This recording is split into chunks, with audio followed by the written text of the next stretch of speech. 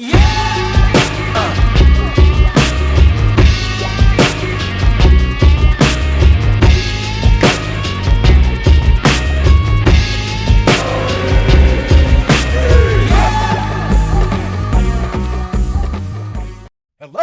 Philadelphia! I'm Bruce Buffer. It's time for the Anthony Gorgano Show! Good morning! Good morning, everybody. Happy Thursday to all across the Delaware Valley. Day 2 of training camp on the way. But the big story on Action News is the Lizard. The Lizard meltdown last night. My God. So, Jesus Luzardo is dealing, right? He's dealing. He looks great. He hasn't given up a hit, and it's the 5th inning. And it's suddenly, he's prone to the feels, right? He's prone to losing his feel on the strike zone. And all of a sudden, ball 1, ball 2, ball 3. And all of a sudden, he's got men on base. And then when he has to throw out his stretch, he really struggles. It gets worse. He's walking 9-hole hitters, right? There was the pop-up behind home plate that JT lost. Luzardo wasn't around. Right? And then you just kind of had that sinking feeling that they were going to pay for it. And sure enough, bomb, right? 2 hits, 6 runs. And Luzardo, this is the great fear. And it's not the fear for the regular season because, we've seen him kind of come back, tipping his pitches. His mechanics were off. And then he battled through it. And he looked really good. And I thought last night, he'd have a big game. And sure enough, first 4 innings, he's got 7 strikeouts. 6 strikeouts through the first 4. He's dealing. He looks great. And he's prone to these spells. And that's the thing to worry about come playoff time. There was a time where I thought that you would go Wheeler, Luzardo, Sanchez, and now you have to go Sanchez as your 2. And now you got to figure out who's your 3. Now, you think it's Luzardo, but, these spells are real. You got Ranger. We'll see how he's throwing. And then, you got NOLA at some point that's kind of waiting in the wings. So when you're looking, because everything's about the playoffs, so let's just kind of look ahead. One of the mistakes that Topper made, and I think it caught him by surprise, is just not having anybody up. You're coming off 2 games where you didn't really need the bullpen. It wasn't taxed. You have an off day today. And so, you had everybody available, all hands on deck. The issue, though, was I just don't think he expected it. I don't think he expected him to lose it. Once he started going ball 2, ball 3, and in a row, then you got to get somebody up. And Topper copped to it last night, said, I'll take the blame for that because you got to have someone up. Once you see him starting to struggle and he puts 2 guys on, I know he kind of sandwiched a strikeout in, but you could see when he was missing, he just wasn't, he was missing by a lot. And you just saw the home run. The home run, look, he's that thing was right down Broad Street, right? In his mind, it's like, I got to throw this over, right? I got to get this over. And it was a cookie, and, they paid for it. So Lizard is a huge question. They got to get him right because I want Luzardo to pitch game 3 in a series. And this way I have Ranger who's a weapon that I can use at any point in the game. That's what I would like. And have NOLA be your game 4 starter. But, he just can't go through spells that way. And he's got issues when it comes to pitching out of the stretch as opposed to the windup. So when you have runners on base, it's he has trouble locating, and he'll lose his feel. And that's going to be an issue. I don't think it's a situation where people go, well, third time through the lineup. It's not about third time through the lineup. It's about his location, his command, right? Like he lost his command. That home run was, oh my God, I got to throw a strike. That's why that home run came. Good morning, VG. Is it? Is it? Is it what? Good morning. Yeah. I don't know. I'm scared. Relax. Like we got to talk about Relax. it. We got to talk about it. He's a mess. He's a mess. He's a mess. There are so many things going on right now with him. He cut his hair. He shaved. He's bugging out. You know what I mean? Yeah. He's got confidence issues. I get Topper leaving him in. Try and work through it. You need some confidence. But there's too much going. The tip and the pitches are now. They're saying he's tipped last night. I don't know if there's a Boston writer, Matt McCarthy. Okay. He's got an angle. I'll try and get it to Fraser That he time. tipped That you could see Cora motioning right before the grand slam, like change up or whatever's coming. It looks like he's tipping again. It's yeah, but like, I don't think that was a tip. I think that was I got to throw a strike. And yeah, but if you're expecting a fastball heater, what Cora was motioning was location. I don't know, man. So I think he's motioning location from guys at second are going to tell you about where the catcher's setting up and your location. All right. I don't know, man. You know, I mean, that's kind of, I think, where it's at. But, I need like 3 gummies this morning, dude. Is he? He's a mess. So thank God Nola's coming back. We're all going to praise Nola. We've all hated him. Wait till this guy comes back strong like an ox. We've heard about the calves and the gym shorts. He's going to be ready to fire when he comes back. He's got a new nickname in the chat right now. Luzardo. Luzardo? Oh, Luzardo? Yeah. Yeah. Oh, the No, loser. boy. He's struggling. And like, how's he going to come out of the bullpen if he can't throw out a stretch? No. He can't come out of the You gotta be bullpen. kidding me. No. This idea of putting Luzardo in the pen is stupid. No. You're better off him opening and having someone ready to go in. All right? No, seriously. Get that out of your head that he's going to go to a pen. All right? He has to start. He can't pitch with guy. You're going to bring him in? Runners on base in the 7th inning? No. Nah, come on. It's stupid. He has to, you got to start him, and then you have to have guys ready. I mean, I could see Topper's mind. Like, he wasn't in trouble. That was the bottom of the Red Sox order. I know. That he struggled with, and he wasn't missing by a little. He was missing by a lot. I'm kind of fine with Topper letting them try and figure it out.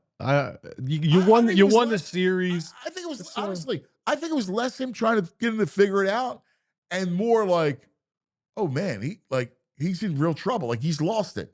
Like and it came quick. Well, Right before you can get. Topper's got to react quicker though. If that's happening. I agree, but the first 4 innings, he was pitching a gem. Yeah, a gem. No hits. Is it? Like there were no signs that he would lose the field. So you say no bullpen because of stretch issues an issue, but is the workload right now? He's got a lot of innings compared to last year and his career over the years. I mean, he's only going over 100 innings 1 year. He's at 109 but last night's now. not about workload. Last night's about, and he's said this. I've heard him talk about this, that he'll lose his feel. He loses his command. He loses feel for his pitches. Yeah, I saw it happen, but I know, but I don't understand how it just happened. But he talks about the feels.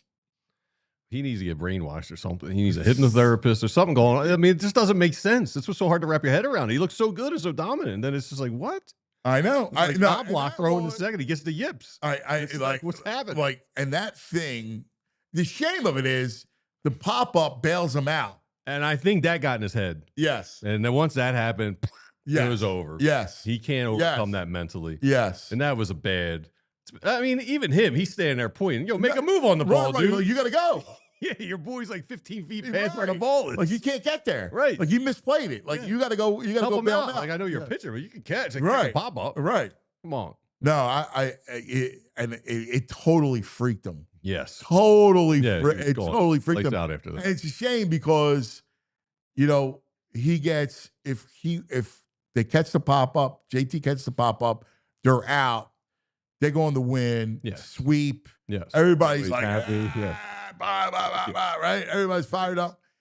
Instead, it's like, oh man, like and all of a sudden your game 3 starter has to be NOLA. fixed. Well, Is there like a intention candle that we can make for him? Like put a He little needs lizard he tail needs some or serious something work. in there? No candle's going to help that, dude. You need like 47,000 candles. Okay. This guy needs Well, a powerful hypnotherapist. We or something need him. We going need on. him, right? Put some lizard tail on him. Yeah, the cavalry's coming.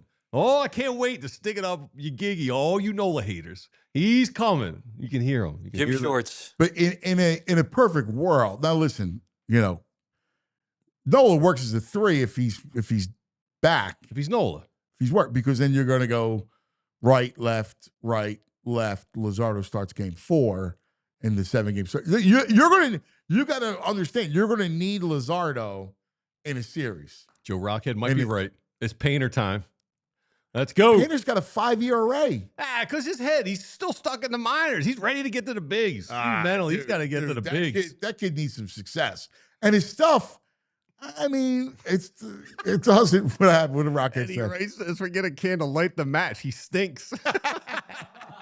Hey, can we talk about stinking real quick? This is just a sidetrack that grinded my gears this morning. I'm walking the dogs. The Pegan's bending over to like pick up. Oh, come on. Pick it up. And Where we there's this going? kid walking towards us. I don't know. He looks like he's like 24, 25.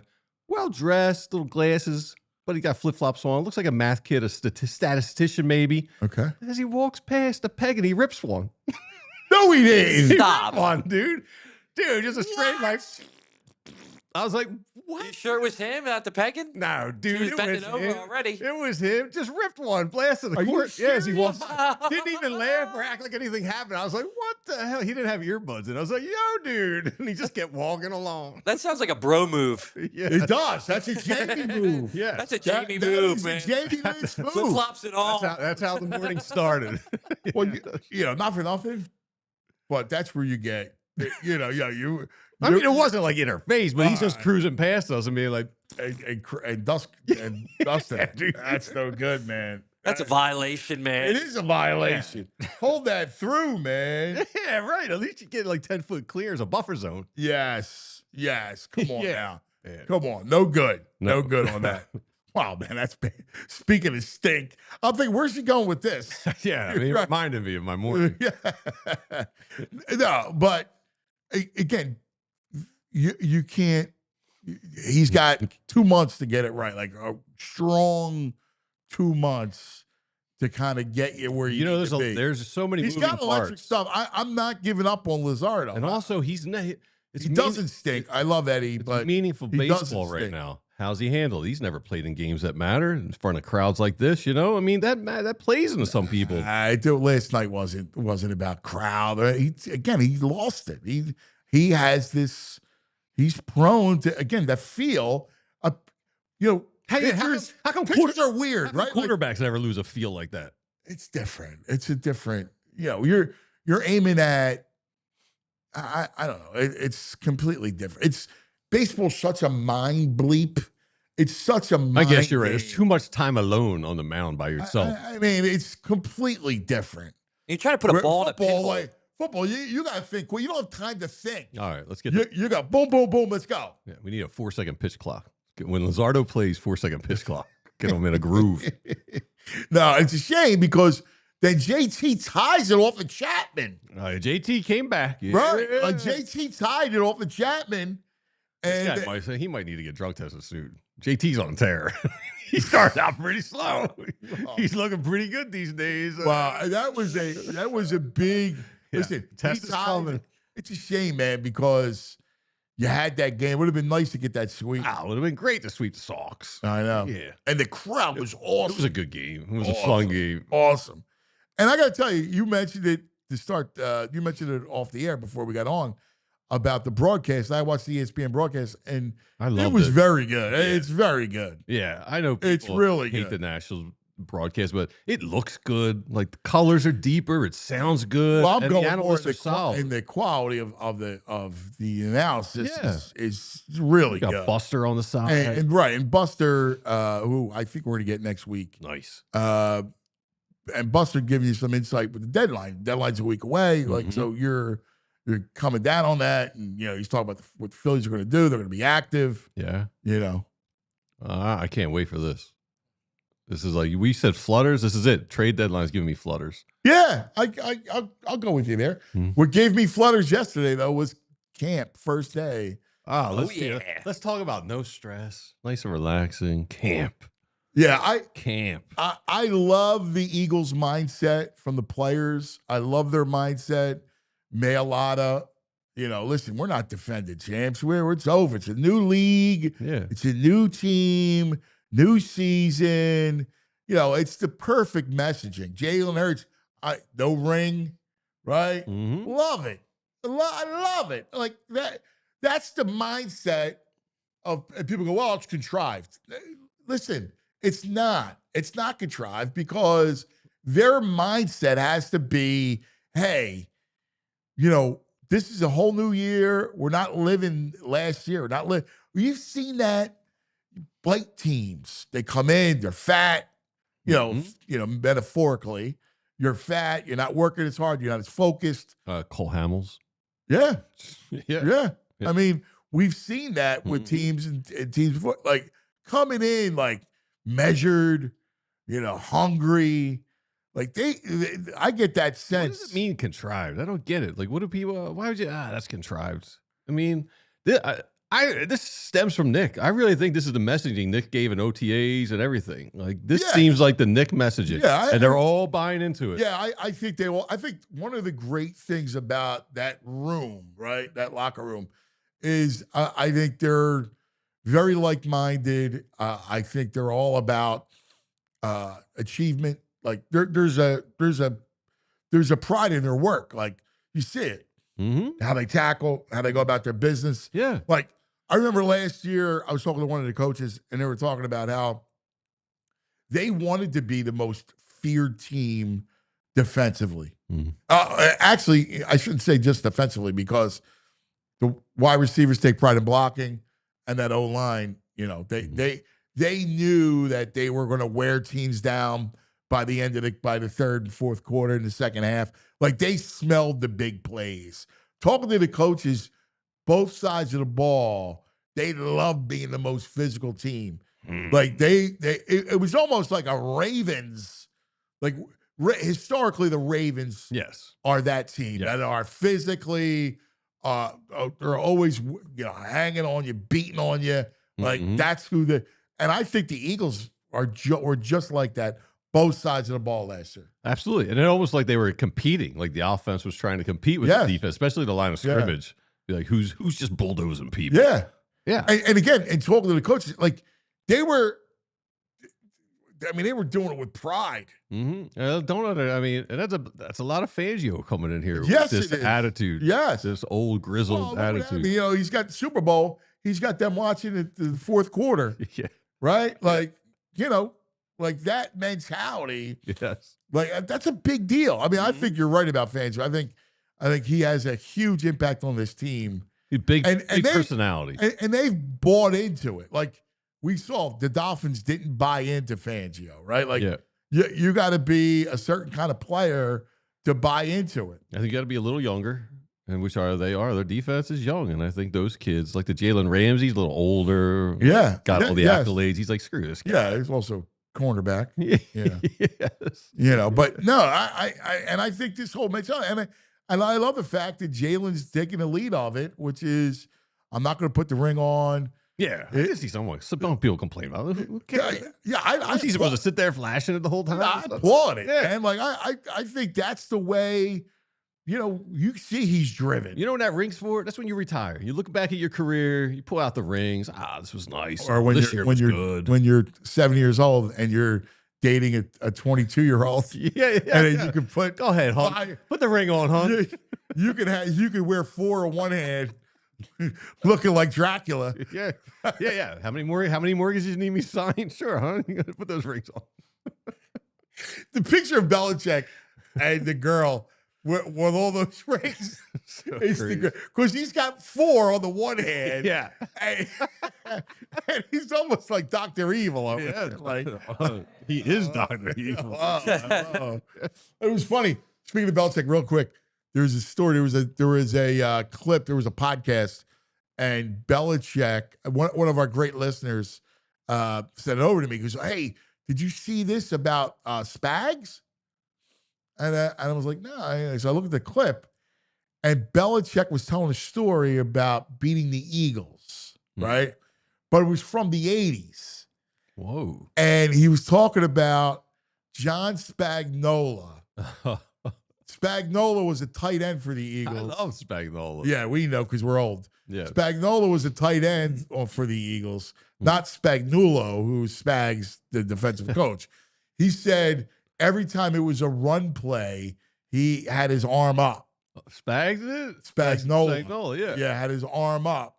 And Oh, man. Belichick was obviously the DC for the Giants under Parcells, and he's like watching tape, and he goes, damn, every time they look, run pass, it's up, it's down, right? Yeah. And they figured it out. And first series of the game, Carl Banks told him, Coach, arm up. And he's doing it. And then they figured it out. That's wild, dude. Right? I mean, that's just so Belichick. It is. He would have been a great. He would have been a summer- great baseball manager. Yes, Like, he just spent watch it. all summer looking at tendencies. Yeah. That's why, like, you want to talk about like the brilliance of coaching. Yeah. That's the brilliance of coaching. Like you're studying tendencies and watching hours of tape until your eyes are, That's a rolling real up your head. talent, though, to pick up that little thing, man. It always brings me back to So the observation. great story about the 2000 opener against the Cowboys, All right. the pickle juice game. Okay. All right. Do you remember what happened to start the game? Just recap it for me. You know how I Okay. am. Yes. It was an onside kick to start Yes. the game. Yes. All right. So Andy had noticed that the Cowboys gunner on the one side left early, consistently left early. Started running back. Yes. All right. And so he tells the special teams unit, all right, we're going to start the game with an onside kick. And it's going to go to the left side because the gunner leaves early to get a head start, right?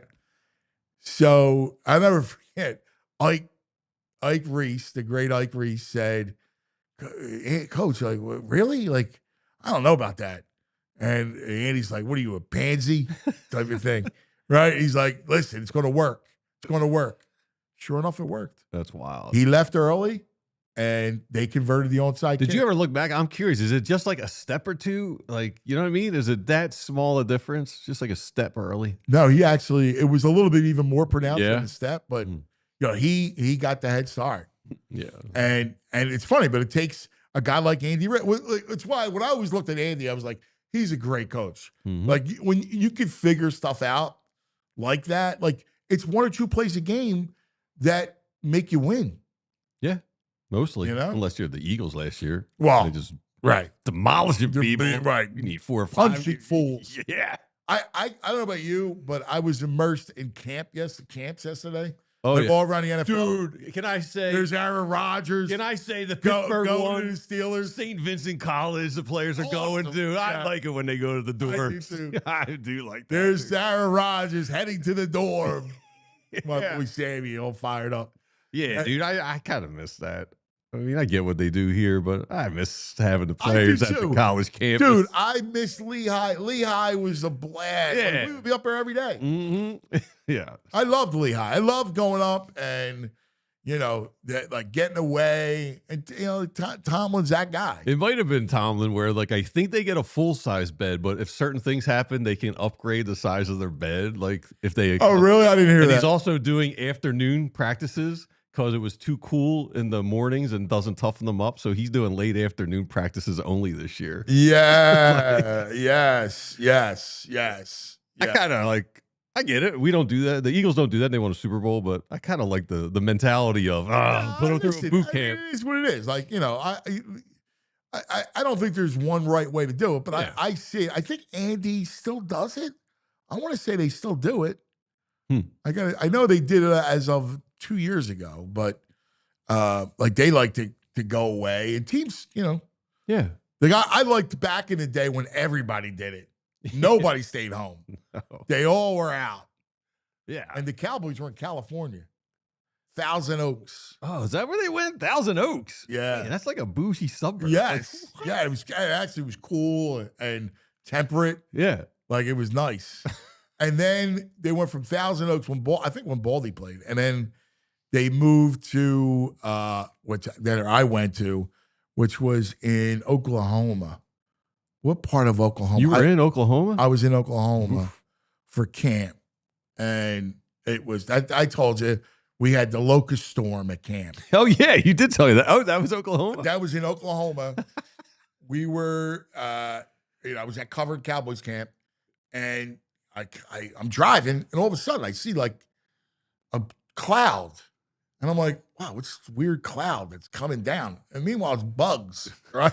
I was like, oh my God. It's like as someone in Texas. Are you in a car when that's happening? Yes. So do any get in your vents or anything, or they just go around your car? None got inside, but it was the weirdest sensation because as a northerner, right? Like, what the frig do I know about? It's a city boy, too. Right, locusts, right? Yeah. Like, what do I know about that? I'll never forget, like, sitting in the car. It's covered with these locusts. Oh, like biblical. yeah, biblical. It was. Right, yeah. It was. And I get to my hotel, and I'm like, I gotta go out into this. Yeah. To get it. I sat there for 20 minutes. Right. Finally, I'm like, I gotta man up. Right? I wouldn't have leave the car. I would have stayed in there the whole time. Yeah, I was like, I gotta man up. And I ran. Where they hit you? Like, boom, boom, boom. And I was like, I got in. And like, they're all over you. And wow, it was gross. Was it Stillwater? Stillwater. No. It wasn't Stillwater. It was a little town. I'll remember what it was. Stillwater's Oklahoma State. Yeah.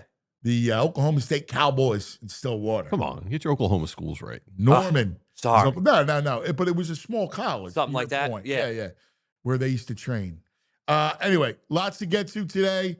Mike Sielski, the great Mike Sielski, will join us. Love Mike. He's coming up momentarily. Zachariah. Nice. He'll come up from training camp. And it's a Baldy day. Oh, I know, dude. I put on my bacon musk this morning. Don't you smell it? I'm ready to go. It's a meat day. Ready. Baldy will join us back from Asia. Getting ready for his... Asia's never going to be the same. No, not after a Baldy trip. No. You know? No. I mean... Left a trail. Got my man hanging out with us today. Fiji. Kevin Foley. Kevin used to work in NFL Films. Great. Oh, nice. Man. Great football He's doing mess family. around with us. He's a great football man. So obviously his brother Ed, longtime coach with Matt Rule forever. Oh, yeah. Glenn, great quarterback, Yeah. played for the Jets. Great football family, the Foleys. Oh, he's here a good day. All right, we got to take care of some business. Let's talk about our friends at Empire today. Flooring. We all need it. That's what they do at Empire today. Just like that favorite team, Eagles needs a home field advantage. Your home needs a home floor advantage because the floor is where it all begins at Empire today. I'll hook you up with it because they have flooring experts, dedicated flooring professionals who focus on flooring every single day. Not like when you go to the stores and you try and maybe either do it yourself and you buy the wrong tools, or you try and buy some flooring installation from the big stores and no one knows what they're doing. You feel scared. You feel confused. You don't feel good about your purchase. Well, that's where Empire Today comes in because they live and breathe flooring and they're with you every step of the way to make it a whole new stress-free ball game. And check this out. The flooring experts they have, they come right to you with the entire showroom. You pick out some flooring samples and they show you what it looks like with their virtual showroom designer. You can see if it matches your walls, your lighting, and you can pop around, pick 2, 3, 4, 5 samples out and see if it works for you. And with Empire Today, you also get clear upfront pricing. And check this out. You can get installation as soon as the next day if this flooring you like is in stock. You don't get that anywhere else. So schedule a free in-home estimate today because some things are better at home. PHLY listeners, you receive a $350 discount when using the promo code PHLY. That's right, $350 for the promo code PHLY. Restrictions do apply, but visit Empire Today/PHLY for full details. And reach out to our friends at Empire Today. And now, here's a word from our friends at Pico. Anthony Gargano, PHLY, DG. My brother, you look hot. Dude. I mean, I feel kind of hot too, to be honest with you. Dude, my house is like a sauna meets a steam room. It's insane. This heat's unbearable. Well, look, this Philly heat is no joke. It's summertime, man. Dude, if I could tell you, I stood with my head in a freezer for 10 minutes before I left the house today. Disaster. Brother, just turn on the AC. How come you just don't turn on your air conditioner? Trying to save some cash, man. Save the world. Save the climate. Go green. All that stuff. Listen, I feel you. Do yourself a favor. I got your answer. All right.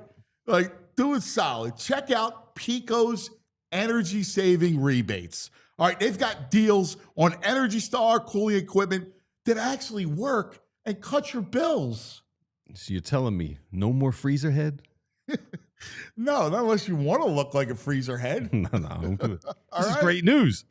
I'm serious. You're good, man. Trust me. Just head to pico.com/ways to save. They got tips for everything. Heating, cooling, lighting, you name it. It's Pico. We love Pico. I'm in. It's funny. In that spot, you look hot. Hey, I think we're both pretty hot in that. No. You look sweaty. Like sweaty hot? Yeah. Ooh, nice. You look like, no. I mean, it was a hot day that day. You look It was one of those. uncomfortably hot. Yeah, it was What one are of we those talking aggressive about? dew All right. point days. Yeah. All right. We love our next guest, talking to him every week. He is great. I love to read him. I love to talk to him. He's a great author as well as a columnist, and love listening. Our friend Mike Sielski joins us. Good morning, Michael. Morning, Ant. Morning, VG. How are you guys? What up, Mike? Staying cool?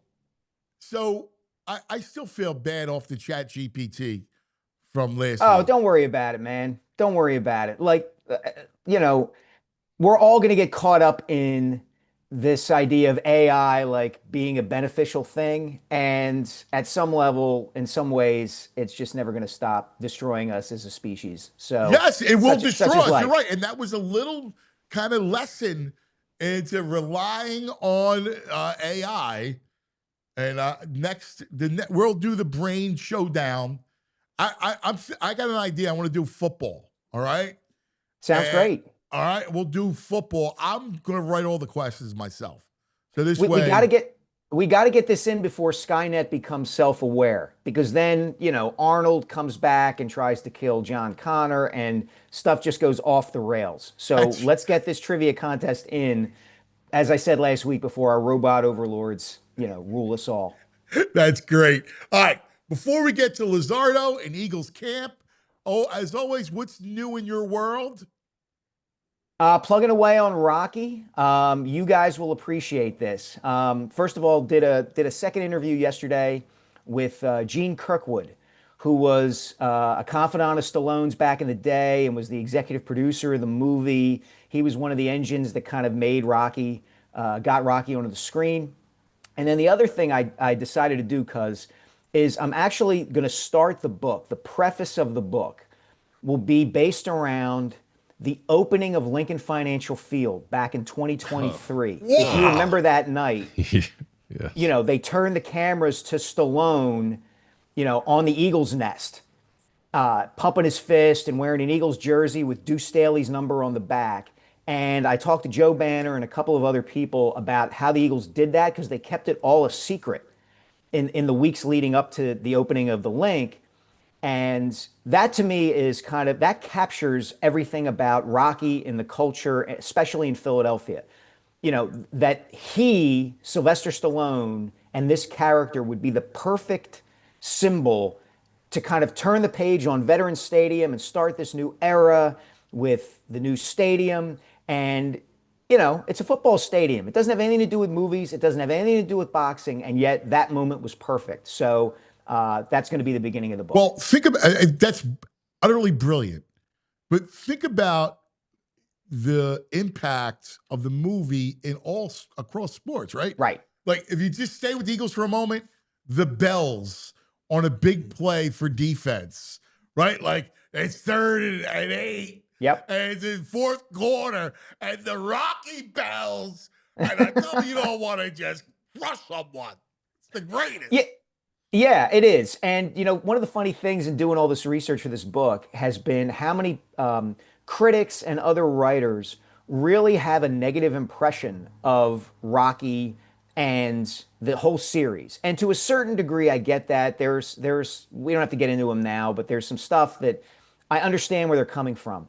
But that movie, the original and to a lesser degree the sequels just resonate with so many people in such a human way that I think it's why I wanted to do the book. It's remarkable, and I think that starting point gets to the heart of the matter more than anything else. And the funny part is that day that Stallone was in Philly, he was actually walking around Rittenhouse Square with his wife and his brother, and they came upon an art gallery that had a picture of him in the window. So he stops and talks to the guy who owns the gallery, the guy who painted this, and it's all part of him being tied to Philly and this character and all of it. That's awesome. I don't know about you, but it used to drive me bananas when other towns, other teams, and like arenas would play the Rocky theme. It's like, yo, you can't have that. That's ours. You're playing that in Indianapolis. Get the hell out of here. No, it doesn't work. Not just because we're so parochial and it's like, that's ours, but like there's something about that movie that just captures Philly. It is Philadelphia. Yes. That's because I was young. I mean, we were all young when that came out. Yes. Do you think it was a reflection of Philly, or did we grow into that because of that movie? I think it's a little bit of both, VG. I do. I do think it's a little bit of both, and I don't mean to like be wishy-washy about it. Yeah. But Philly was kind of a rough place in the early to mid 70s, but at the same time, it was coming out of it. Right? You have the teams are getting better. The Flyers have won the 2 cups, and the Sixers get Dr. J, and the Phillies start to win, and Vermeil comes in to coach the Eagles, and you got the sound of Philadelphia rising on the charts, and it's the bicentennial. So there's a lot culturally going on at the time that Rocky comes out that makes Philadelphia feel really good about itself, even though it's still got this grittiness and this kind of, tribal nastiness to it. Well, that's so true. I'm working on a project that takes place in Philadelphia in 1976, and it's all about the underbelly and the underworld of Philadelphia. And I mean, like no joke. Like we can look back in characters. This place was hardcore. Yeah, like that river, a lot of bodies in that river. Like, there a lot of stuff happened. Like, that's real. One of the most appealing, lovable characters in Rocky is a loan shark. Yes. Yeah, Gazzo. Yeah. That gets to it right there. Let me do the thinking, Rock. I tell you to break the guy's thumb, you break the guy's thumb. You don't think I hear things? I hear things. I take your girl out. Awesome. Just awesome. The greatest scene is when they're outside Pat Steaks and he's got the cigarette. Yep. And Gazzo goes, "Oh, you're trading." You need a few dollars. But that is a little that theme is universal in American society, right? The idea that here's a guy, whether you're talking about like the Italian community in Philly in the 70s, or you would hear this, in the black community a lot over the years. Hey, this kid is going to be special and he's going to get out. And so we got to take care of him. Yeah. And that's what you're tapping into with that relationship between Rocky and Gazzo is totally, this leave guy that kid alone. Right. Leave him alone. He may be a numbskull, but he's our numbskull, and now he's got a shot. And so let's pave the way for him if we can. Yeah, no, there's a lot of guys. It's interesting getting to know a lot of, obviously know a lot of people. And, that world is fascinating because it looks out for, there was a respect. Like, it was like, he's a good kid. He's not involved with anything. Leave him alone. Don't try to poison him. Because you always have somebody trying to poison the kid, and the other guys will look out and say, "Don't poison that kid." He's a good kid. Exactly. Yeah. The movie works. There's so much more to the movie and the story than, in a way, kind of what the other movies became. And I love the other movies, but they're cartoonish in a way the original is not. Yeah, that's why I'm not as big a fan of the other movies, because the first, even the second one, I thought was a great depiction of what happens after you go to distance. Like, The story was 2 is, I think, the most underrated film of all of them. And I agree. period. The ending is every bit as emotional as the first one. You know, the fact that he wins and yo, Adrian, I did it, and all of that. I mean, if you're not weeping at the end of 2, I don't think you have a soul. I really don't. Ain't gonna be no tricks. All right. Hey, Adam Schefter 3 minutes ago. Jets quarterback Justin Fields carted off the locker room with a lower leg injury. Oh no. The Jets cannot get a break, man. Oh man. Are you serious? Yeah. Oh, that's awful, man. That's terrible. Yeah. That's a shame. They're like the Sixers of the NFL. Like on the one hand, they make terrible decisions and do things badly, and on the other hand, man, they have some buzzard's luck. Yes, that's a comp. That's exactly right. And Fangio is at the podium talking today with a Phillies cap on. Yeah, he's the best. He's a huge Phillies. Let's segue to the Lizard and the meltdown last night of the Lizard, who has struggled sometimes with his feel. He has talked about it, where he just loses his command of the zone. We saw it play out. He struggles in the stretch.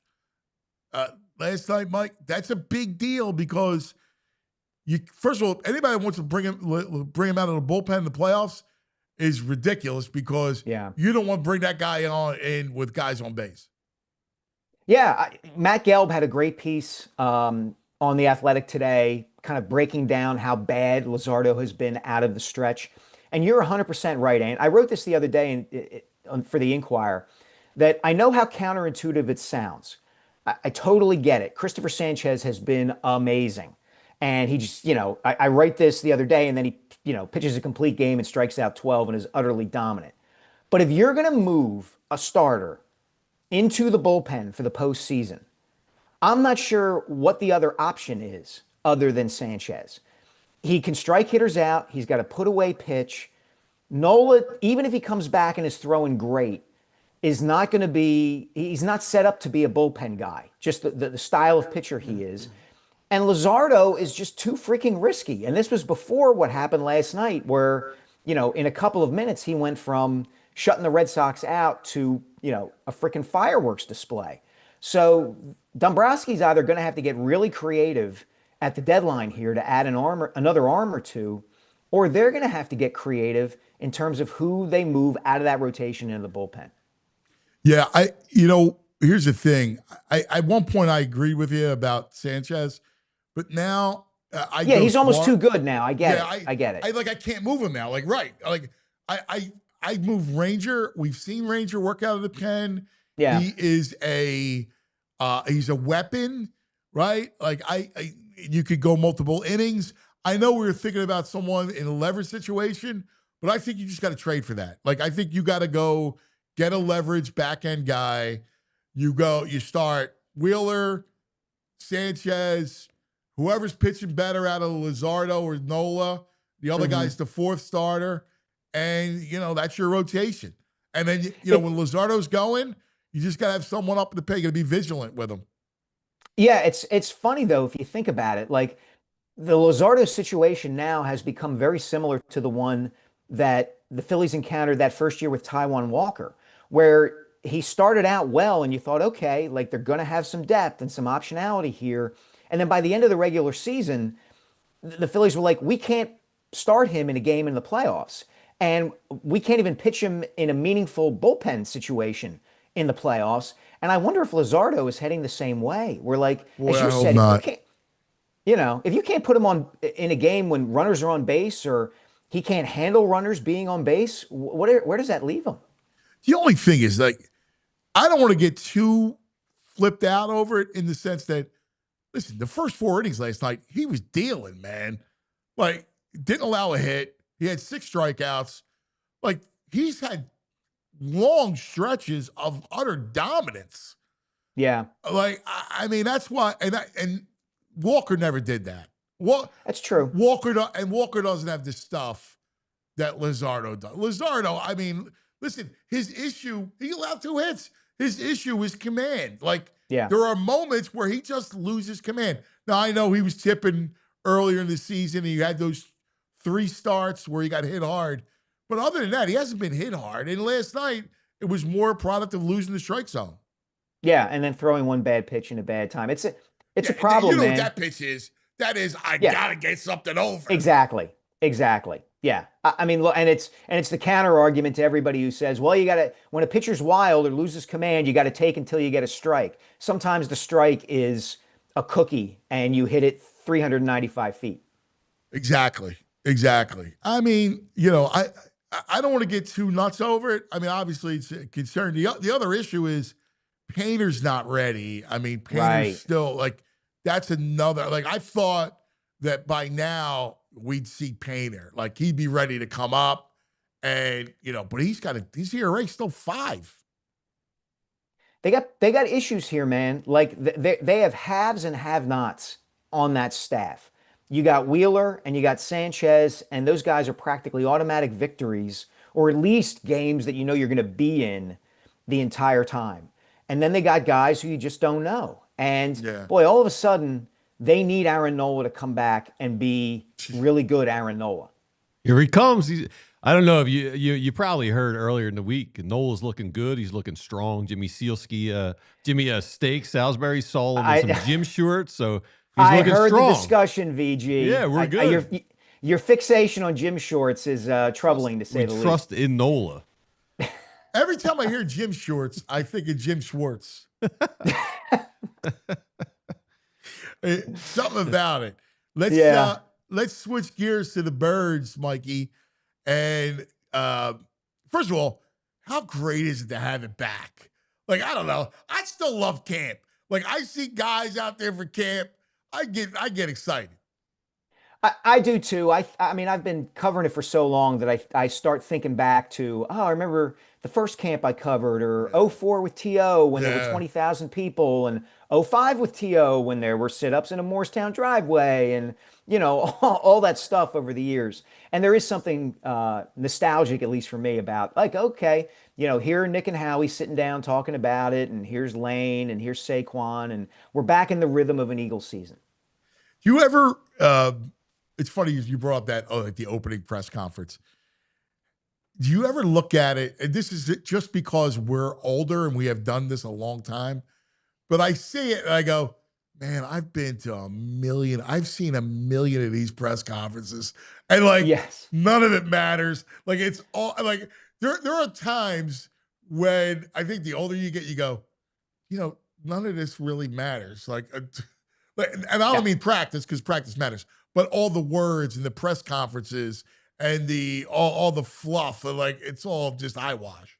Yeah, I agree. And I actually asked Nick and Howie about this yesterday, where there was a time, and not that long ago, where we would have these major debates on talk radio, shows like this, and the Inquirer and other outlets about how much of the Eagles practicing during training camp. Coach Vermeil and Coach Reed used to have two-a-days, and it would gird the players for the beginning of the season. And, now they've dialed it back with either Chip or with Nick. And is this a smart thing to do? And man, do they do it the way they used to? They don't do it the way they used to, blah, blah, blah. And that's gone. Nobody even thinks about that anymore. And it's funny to think about these tropes and these topics that would come up year after year after year. And like you said, Ant, because we've been around so long, we watch them peak in terms of a thing that people were concerned about. And now it's who even cares how much they practice during the day? Isn't it nuts? The two-a-days, who's coming out for the afternoon session? Yeah. Is it just going to be special teams? and then the guys who would start a fight, there would always be a veteran that would start a fight so that they would kill the rest of practice. Yeah. Stuff like that was great. And if you were covering the team too, and this was maybe the biggest change over all this time, is not only during training camp, but during the regular season when Andy was in charge and the Eagles did things a little differently because the media landscape had changed. If you waited until that second session in the afternoon or the second availability on a Wednesday during the regular season, man, that was gold. That was sitting down in front of Doc or Troy Vincent and learning what was going on in the defensive secondary and getting FaceTime with those guys in a way that it's much, much harder to do now. You got to do it, kind of away from the field. Oh, they're doing an appearance here or there, or you got to perform the freaking 12 labors of Hercules to get a one-on-one with some of these guys. I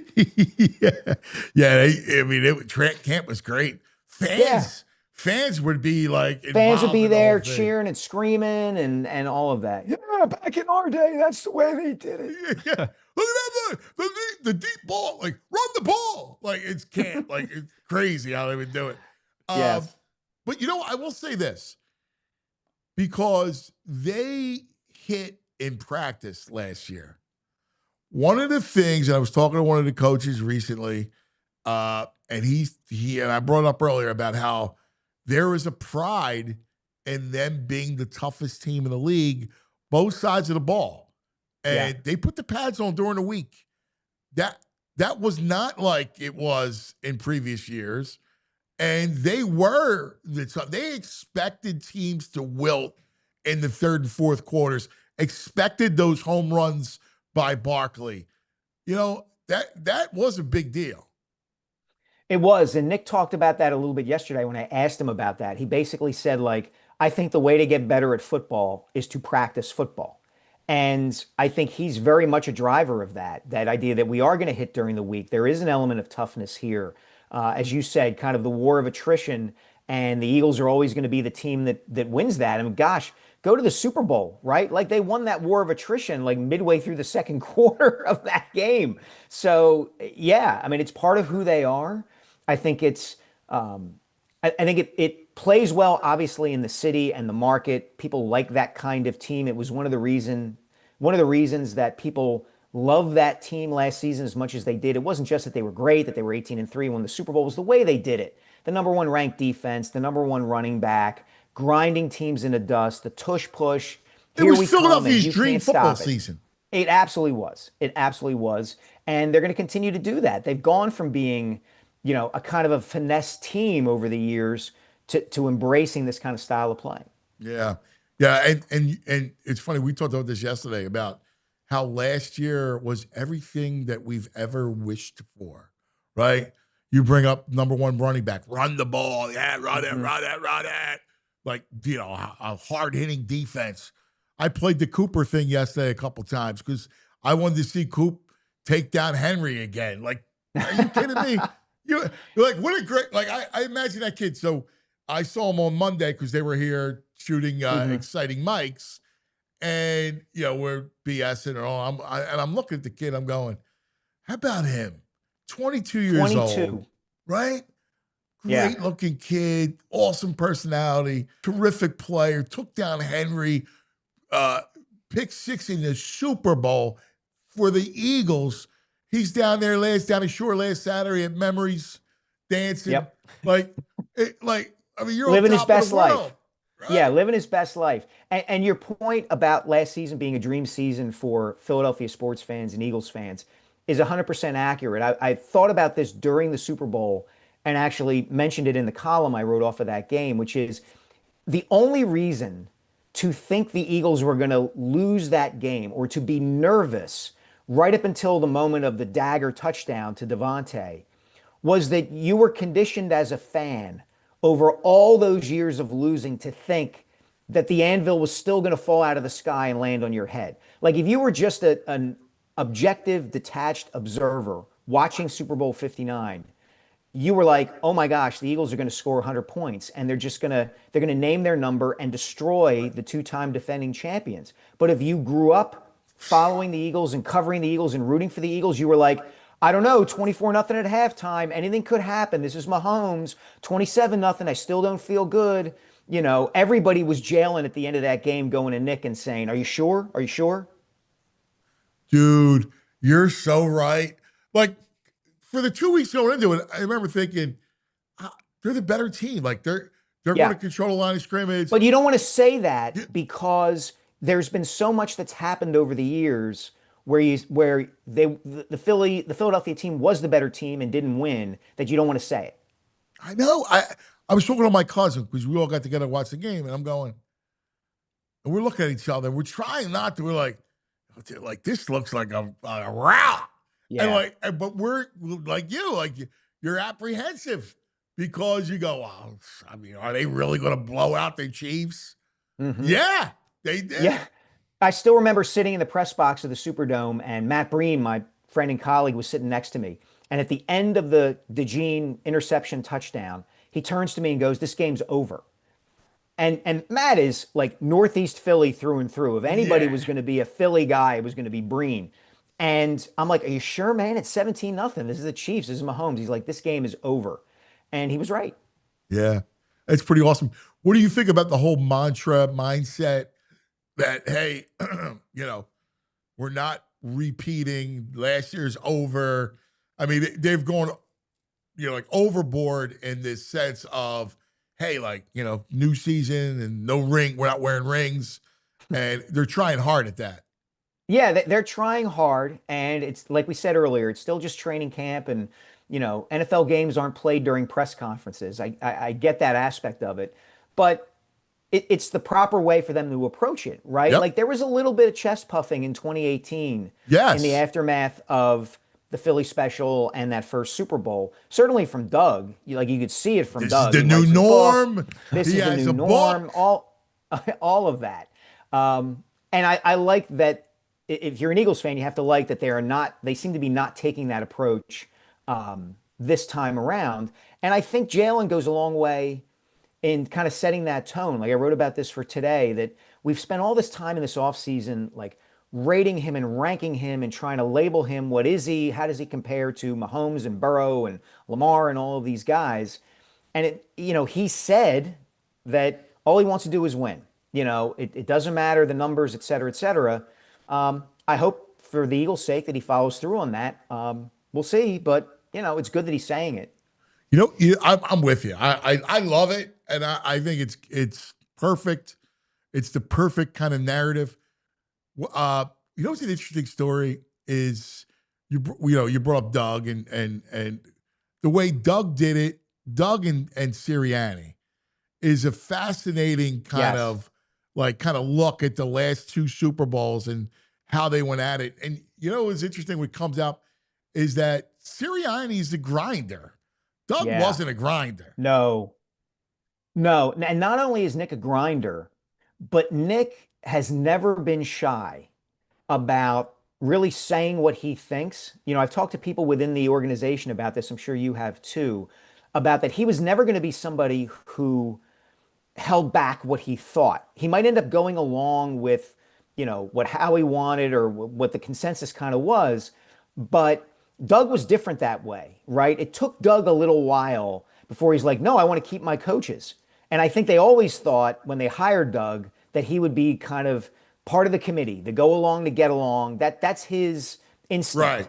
I'm not sure it is with Nick. And now that he's won and he's got the contract extension, that to me is interesting. Like, is there a little bit more of a flex here? And, what comes out of that? We'll see. Yeah, it's going to be interesting. The thing that Nick has going for him is Fangio. Yes. All great coaches, you need a coordinator that you can lean on. Andy had it with Jim Johnson. He's got it again with Spags. That you have a coordinator that's not going anywhere that you can lean on. That helps sustain success. Yeah, because it's one less thing for him to worry about, right? Like he can pop his head into the defensive meetings, everything cool. He can pull Vic aside, everything cool with the defense, and he can go do his thing throughout the rest of the team with the offense and all that. And I do think that his ability, Nick's ability to connect with these guys, it's something I would love to talk to him about in depth, really does matter. We pay an awful lot of attention and you hear an awful lot of discussion about the way coaches scheme and their system, and Sean McVay is brilliant and blah, blah, blah. Sean McVay also connects with his guys. He does. And I think Nick does the same thing, and it is an underrated strength in coaching at every level of sport. It is. In fact, I read a story about how Sean Payton connected with what's his name, quarterback, the young kid. Who? No, in Denver. Oh, Bo Nix. Nix. So this whole idea of shaping Bo Nix as a quarterback. And what he would do, like go to all kinds of crazy lengths to, pump him up, to get him going. And it takes a real talent as a coach to be able to do that. Yeah, and Nick talks about it all the time, like his father and Larry Karras, these influences that he's had. And I think when you get to be a coach at that level, you're always going to connect with players to a certain degree, but that is an underappreciated aspect of doing this. Andy was able to do it and was kind of underrated in the way that he did it. Oh yeah, they loved him. Yeah, all he ever gave off was time's yours and these clipped answers and all of that. And Nick's a normal dude, or at least as normal as any Eagles head coach I've ever encountered. And you know what the irony is, though, difference. dude? He doesn't, but him and Jalen, like he connects with every player except the quarterback. I know. And it's weird. It seems to be better in that regard, at least outwardly. But I wonder if that's just a product of you've got two personalities that for whatever reason don't quite fit, and they really got to work at it to make it work. Yeah. Mikey, let me ask you why you guys are both here. Andrew Filipponi in Pittsburgh. He's a sports talk guy, legit, got 117,000 followers. He has tweeted out that the Phillies are one of the teams trying to trade for Pirates center fielder O'Neal Cruz. They are interested in what he could do with good veteran influences. Yeah, I can see that. I mean, it's a Diet Eagle situation, right? Like with the clubhouse the Phillies have with Schwarber and Harper, and say what you want about what happens on the field, but the culture of the clubhouse is pretty good.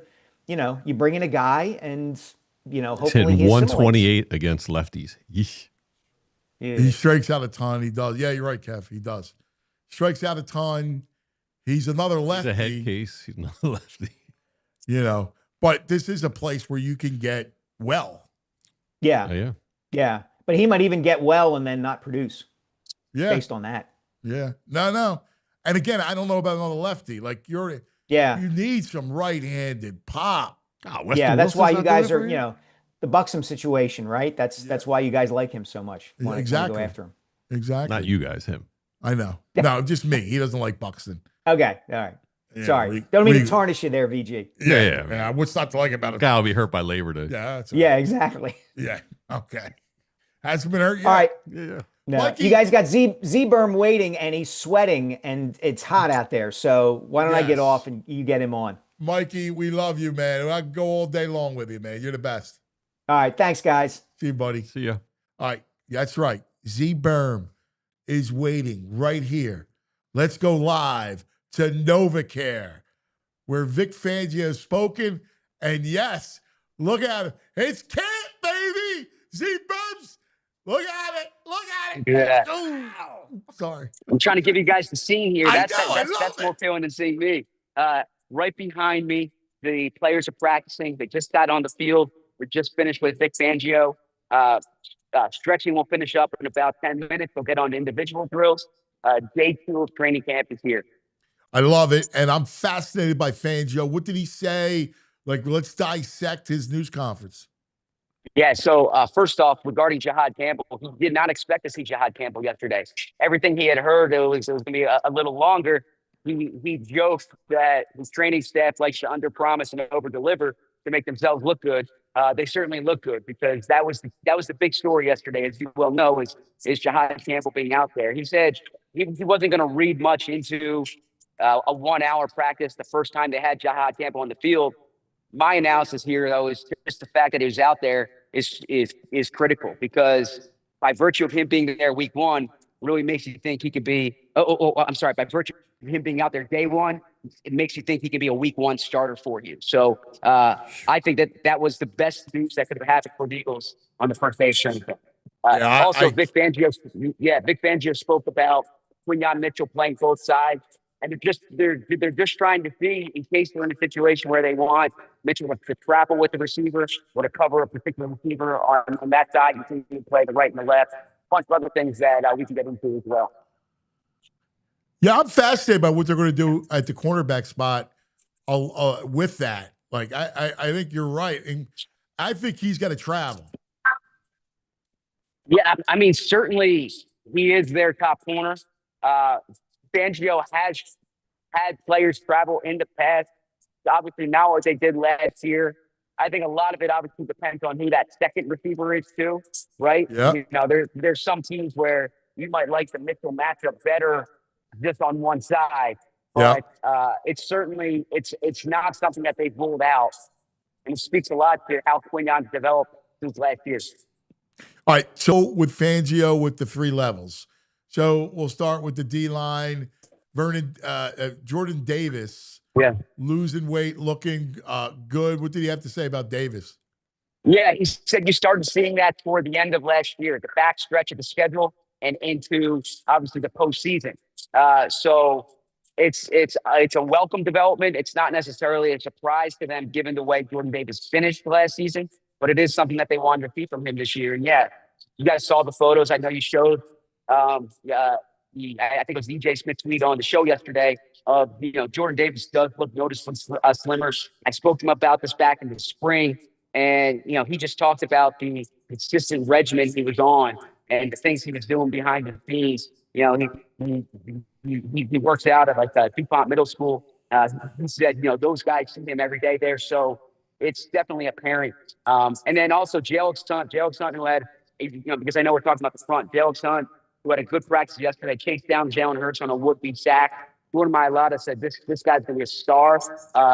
Vic Fangio said you're going to see a lot of Jalen Hunt this year. Yeah, that's going to be fun, man. I'm really looking forward to that piece of it. How do you think he uses Campbell? See, I think it's less off the edge and more as a blitzer. Yeah, you're absolutely right. Ball, because I think that's what it's going to be, in particular year one, right? And I think that there are times when they go to 6-man fronts and you can put Campbell there, but I think Campbell's going to be more of a traditional off-ball linebacker this year. And as his game evolves, as the team's needs evolve, they know that's a tool in his tool belt, so to speak. But they also know that he's here this year to be an off-ball linebacker. I don't think they're going to overload it. They've had him working with Jeremiah Washburn a bit, but I'm expecting him to be the second linebacker next to Bone. What did Vic say about Coop? Yeah, so a big development yesterday was seeing Cooper Machine at safety and in the base, right? And he explains that they want Cooper on the field all the time, right? So that means Cooper's going to have a role on the base. It could be on the outside. It could be at safety. Some of it's going to be dictated by who the other players are, right? Do they like their second corner more than their second safety? In other words, are they happier with Kelee Ringo compared to, say, Drew Mukuba? And that's going to be a big question there. Vic Fangio thinks Cooper Machine can play safety. And the fact that it's something that Vic volunteered back during the spring, and you're already seeing it here. I personally think that, that's the spot where you'll see him in base, because I would imagine that Keelee's going to be farther along than that second safety. I also think, look, we've seen it in our studios, right? The connection between Cooper and Reed Blankenship, you get them back there, and they only play base, 11, 15% of the time. But when he's out there, Cooper and Blankenship can work well together. Yeah, I like that. Is Sidney Brown getting on the field when they're not in base? Is he the one who's playing safety? Yeah, good question. So yesterday's practice, Sidney Brown was the first one up, but they're rotating there. So and when I say they, it's Sidney Brown and Drew Mukuba.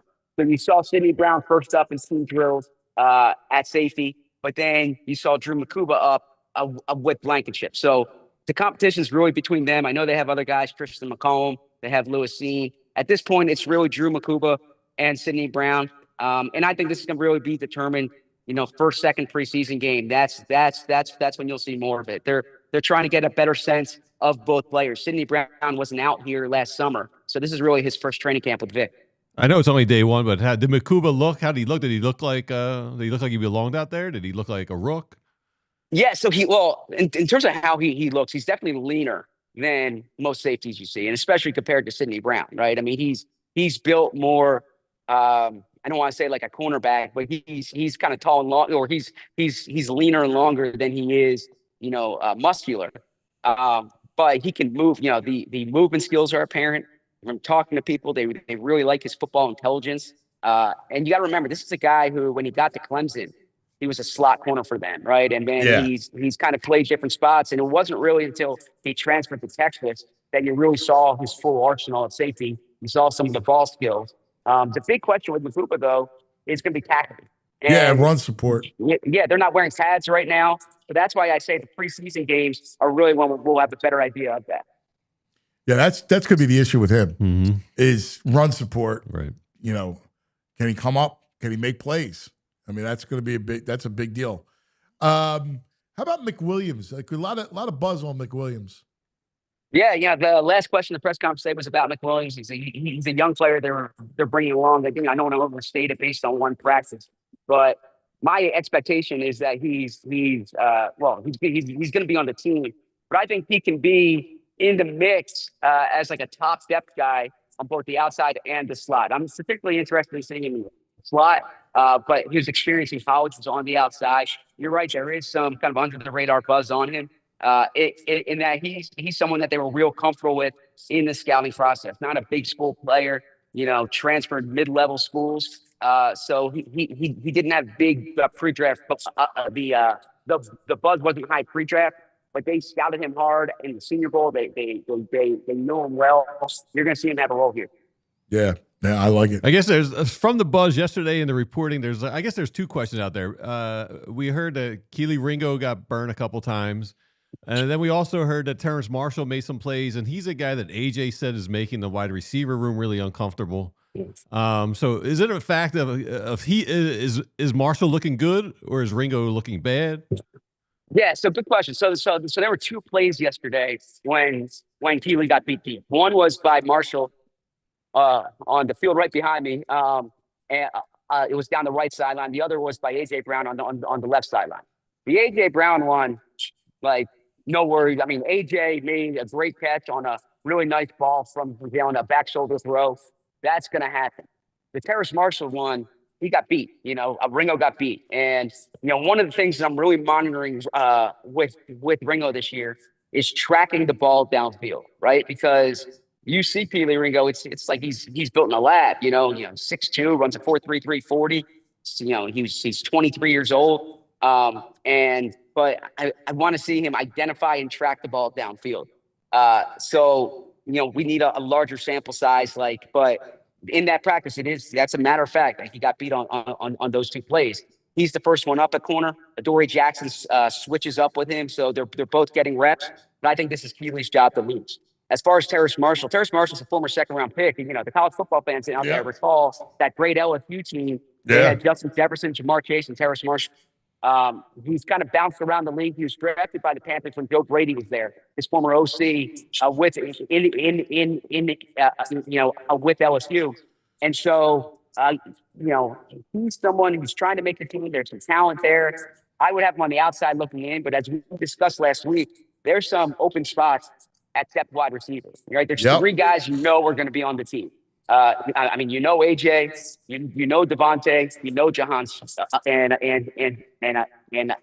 obviously Jahan Dotson. What you're real curious to see is who's the 4 or 5 guys. Terrace Marshall has the chance to be that. I think he's probably on the outside looking in now, but it's not out of the question. Yeah, no, I'm with you. All right, what's on tap today for you? Yeah, so practice they're just in the individual drills now. They'll probably go about an hour and a half today. Bo and I are in studio at 2:00. I'll be talking to a bunch of players afterwards. I'll have a 45-second video up on our YouTube channels and our Instagram channels, and then when I get home tonight, I'll write the practice reports that you can find on PHLY.com. Dude, this is it. This is where you shine. Z Bird. Love it, brother. Good talk to you guys. Thanks, buddy. Talking tomorrow. See you, pal. Z Berman with a training camp report, day 2. Love it. Love it, love it, love it. All right, let's do this. Let's take care of some business. Yeah. And then I want you to meet Kevin. Okay. All right? Yeah, let's do it. I want Kevin to come. So while I'm doing this, maybe we get a mic connected for Kevin so Kevin can come and talk some ball. Kevin Foley, who was at NFL Films. You're going to meet him. Really, really sharp guy. Let's talk to you about some of our friends, though. First, How about Cherry Hill Mitsubishi? Yes, you're looking for the most affordable 7-passenger SUV in America. Cherry Hill Mitsubishi has you covered with the 2025 Outlander. Yes, the Mitsubishi Outlander, right? They're celebrating the 4th of July all month long with savings, massive selections, budget-friendly, gas-sipping Mitsubishis. All right, here's what I didn't know. Mitsubishi Motors #1 in customer satisfaction with dealer services among mainstream brands and SUV owners.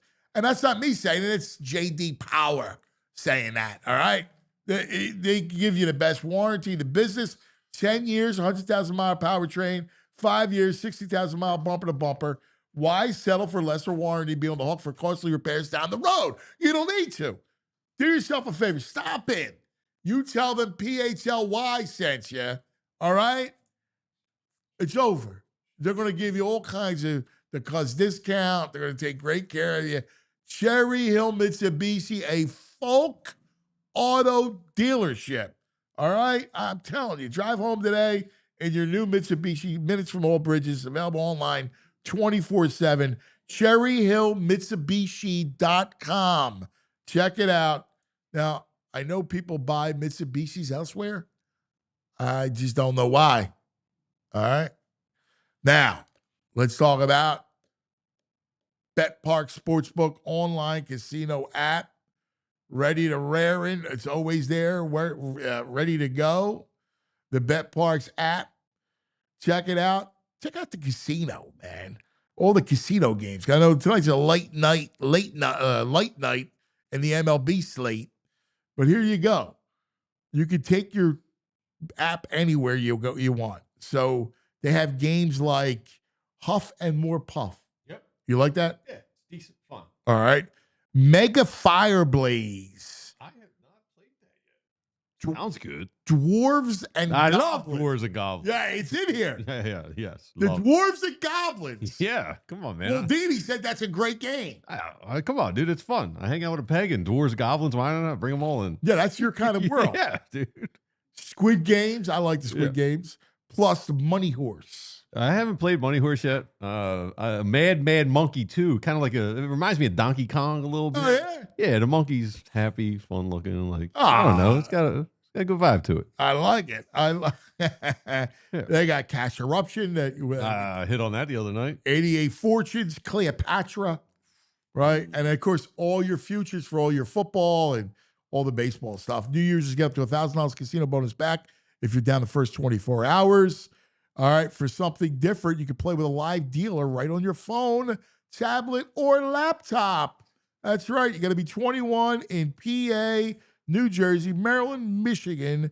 You love to play. You play to win. You bet. Bet Parks. Gambling problem? Call 1-800-GAMBLER. All right. The tiny chair. I can't understand these chairs. Kevin's in the tiny chair. Something on the side. Check that. There's a lever on the side. You got the lever on the Yeah, side. you have to stand We up. got 17 interns here. You guys give the guy a little tiny chair? There he is. He's ready to go. Let's go. He's only 6'2". Played football at Maryland, quarterback at Maryland. Kevin, welcome to the program, my brother. Thanks, my man. All right, Kevin Foley. And tell you a little bit about Kevin, of course, has worked at NFL Films for, I don't know, how many? 13. 35 years? 35, 40 Since years. you were like 10? Yeah. Your brothers, Ed, coach extraordinaire with Matt Rule all through all the stops from Carolina Coach everywhere. to Nebraska, Yeah. right? Temple. I mean, it was interim coach at Temple a couple times. Yep. Dragged his wife and his kids all over the country, man, for the game of football. I love it. Gotta love it. And your other brother, Glenn, of course, the terrific quarterback for the Jets. Yeah. Yeah. He's against him my whole life. That was it. That was it, I man. can only imagine the Foley boys. That's it, man. There's always trouble coming in, the Foley boys. 4 boys, we were crazy, man. Running the town. I love it. Hey, so one of the things that you've done during your career, especially at NFL Films, you worked side by side with Jaws. You produced the Monday Night Football matchup show, like Coach's Tape, Coach's Wires. I mean, You name it. Oh yeah, I've worked on NFL matchup, pregame show. I've worked on game day first, hard knocks. I've done it all. So right out of college, after playing quarterback, first job sitting next to Jaws, breaking down all of the film, breaking down all the quarterbacks. He'd say, all right, Foles, I want to do 4 verts versus cover 3 on this piece, explain it. Go ahead, man. So it was a blast right out of college. It was a good fit. Yeah, I know, and I know you loved it. Yeah. Let's like fast forward to this season and kind of coming in and kind of look at the roster for a second, and let's go over the Eagles, what they look like to you. All right, both sides of the ball. We'll start on offense because you're bringing everybody back, and you look at this offense. Everybody comes back except for Becton. So you have to figure out, Steen, the guy at right guard, but pretty much everybody's intact. Yep, everyone's back. The big thing, though, is you're going to get everyone's best shot every single week. And anytime you win a Super Bowl, any kind of championship, you need a ton of breaks. They didn't have many injuries, got a ton of breaks. They had 7 or 8 chunk plays out of the run game, which, I know that never happens. Never happens. It didn't happen. Like a big play run, big play run game. Yeah. Like, and when you could just turn around as a quarterback and hand it off and get chunks of 40 or 50, everything's much easier. Yeah. But let me ask you a question, because it's an anomaly, obviously. I mean, even the great backs, we talk about this, the great backs like Barry Sanders and Peyton and all those guys, Marcus Allen, like they had once in a while, you'd reverse it, and there was a highlight of the season. But they didn't do it with that kind of regularity. No. This O-line, though, is that good. Yeah. Oh, yeah. And the O-line, I mean, the one stat that jumps off the page is yards before contact. They're springing, they're going 4, 5, 6 yards down the field, huge holes, not getting touched. I mean, that opens up everything. Now you can run play action. They're crashing down hard. You got wide open holes down the field. So it makes everything easier. Yeah. I think the most underrated part of Hurts as a quarterback is just his ability that you have to worry about him taking off. Absolutely. I mean, him in the run game, it's a huge advantage. Yeah. And they don't have to do it that much during the season. They can just show it. Yeah, just show it once in a while. And then when you get in the playoffs, boom, now you get quarterback draw 4 or 5 times. You get these other things you can mix in, and it's a tough offense to stop, man. Yeah, and that's where, listen, media, we get caught up in a lot of nonsense. Top 5, top 10 quarterback, this and that. But what Hurts does well is he throws a nice deep ball down the field, right? He can drop on a buck on the sidelines. And again, we get back to it. He can move. And and those 2 aspects make them completely dangerous when you have Barkley in the backfield. Absolutely. And he has the ability. He drops the ball on a dime outside, which is incredible. That's one of the toughest throws. And many of the big plays in the NFL come on those in cuts in the field. Those are the big chunk plays. But when you can get him out of the run game, you don't need as many of them. You just hit the ones outside, use his legs, and just lean on that O-line. You know what I mean? Dominant. Well, go ahead, VG, because I know you're a big proponent of making sure that they replicate last year's game plan. Just repeat. It's like a shampoo bottle. Rinse, lather, rinse, repeat. That's all I want to do. And like you said, he's not getting touched. Like he's 5, 6 yards before contact. Yeah. I think Saquon's got it in him. I just want to pound the ball. Well, there's some talk, especially with Kevin Petullo, the new OC, that they're going to open it up more and they're going to throw more. Yeah, yeah. Well, I mean, it'll be interesting to see how that works out. They tried to do that at the beginning of last year. I don't know if you remember. They spread out. They tried to spread out, run the quick balls out of the hands, and didn't have any success doing it at all. And that's when they decided, hey, let's just turn around, hand it off, make that the base, and then everything comes off that. So I think what they're going to want to do when they say throw more, and you got to, listen, you can't lean on Barkley the way you leaned on Barkley last year. Right.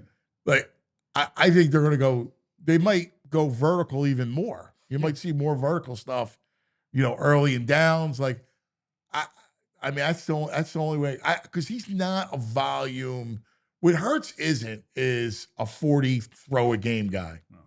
No, you don't want to get in that situation with him. He struggles throwing the ball over the middle of the field, reading coverage, and mostly, like we were talking about, the big chunk plays in the pass game come when you throw the ball before the guy breaks in between the linebackers. The guy catches it as he shows up in the hole. He struggles to do that. but he's a world-class athlete and leader and makes up with it with other things. And with this offense, he's a perfect fit. And I think part of it too is smaller quarterbacks. It's hard to see it. I mean, like you played that position, you know how quickly it is, how quickly you have to dissect it. And again, to have the passing lanes to throw, those throwing lanes are important. Like Drew Brees would do 9 and 11 step drops. Yeah. Oh yeah, he's 6 feet tall. Right. You know, so he's got to really be able to throw over the middle. So it'll be interesting to see. You know, it's a thing that hurts since he was 5 years old. You drop back, you don't see something clear. What's he gonna do? He's gonna take off. And no one's gonna touch him or catch him. So he didn't have to hang in there. Supreme athlete. He didn't have to hang in there to the last possible second, take a shot in the face to hit the check down. He would just run away from all the problems. Yeah. Well, in the NFL, you can't do that. So they got to work on him. He's got to figure a way to make it simple for him, simple reads over the middle so they can hit some of those easy throws over the middle that turn into 70, 80-yard plays. We had an interesting conversation. There was a comp, and the comp was Russ, that Jalen reminds people, he's rolling his eyes, but I thought the comp was right, that he reminds you a lot of young Russ. Interesting, yesterday, the Giants named Russ the starter for the Giants. But do you see the comp? I do. Russ? I do see the comp. Absolutely. Yeah. It doesn't gets uncomfortable when there's bodies around him. Doesn't love throwing over the middle, but throws probably. Those are two of the best deep balls outside in the whole league those guys throw. So if you have the ability to do that, you know what I mean. That loosens everything up too. Yeah. No, it's a huge piece of it. Yep. All right, let's go defense. The young defense. Yep. All right, everything to me. You dissect tape all the time. I mean, it all starts with Carter because he's unblockable. Yep. Because when you have people with him collapsing the pocket, I remember talking to Andy and them, and you know, he completely disrupted their offense. Yeah. No, I mean, when you can dominate the line of scrimmage offensively or defensively, like everyone talks about the skilled guys, the speed, the touchdowns, the interceptions, that stuff's great, man. But if you can dominate up front offensively and defensively, everything else is easy. Yeah, and that's where I think, Carter is such a, he is a beast. You can't block him one-on-one, and they struggle to double him at times. Too, I and get know. movement. It's insane, man. He dominates. Do you think Fangio will move him up and down a little bit more? I think they'll move. Yeah, I think he'll move it. He'll be inside more on third down. I think he'll also move the new defensive end from Nebraska. He'll come inside. Yeah, Ty Robinson. They just got to get that other edge rusher. I think that's the one thing they need. Well, yeah, I think Nolan. You think Nolan Smith's real? Because I think he's real. Yeah, right? Yep. And then what do you see from the other side with Jalix Hunt? He's a beast. I mean, he's got the physical tools. He needs reps. He just needs reps. He's got long arms. He's long. He's strong. He just needs more football, in my opinion. I think he can get it done, though. But they only have a couple spots to fill. You know what I mean? Right. Yeah. They're stacked everywhere. So you just need I mean, it's just a roster. We have 55-man roster. We're talking about two positions that we're really concerned about for the most part. It's nuts. Yeah, it really is. They're put together so well. Yeah. Howie's done such a great job with it. Ojulari is going to be an interesting name, and to see if he can reclaim what he does. Yeah, Uche too. I like Uche. You like Uche? Yeah. So I don't know how much he has left, but it'll be good to see that battle. Yeah, that's going to be interesting. And then Jihad Campbell. I mean, local South Jersey kid, beast. Man, having him on the field to start the game, dude. Fangio's the best. He had a quote today about because he had said August. And I guess today he said, I'm beginning to think our trainers under-promise so they look good. Yeah. How great is that? That's good. How great is that?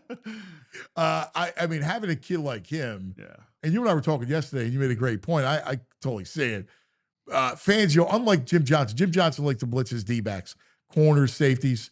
I mean, I remember Doc being next to him, like, come on, man, let's go. I got to go. Yeah. And Vic likes to blitz his linebackers. Yeah. And, having that kid shot out of the cannon, and in space. And, Vic, I mean, he's going to play to his strengths and to his team. He's not. Yeah. So, the tape I saw on him, he's shot out of a cannon from the second level, man. And he's unblockable, and then but you put him on the edge, though, he needs some reps on the edge. Yeah. He wasn't able to win against average offensive tackles in college on the edge, but he's a different guy on the second level, and that's where he'll start. Yeah. Oh, man, can't wait.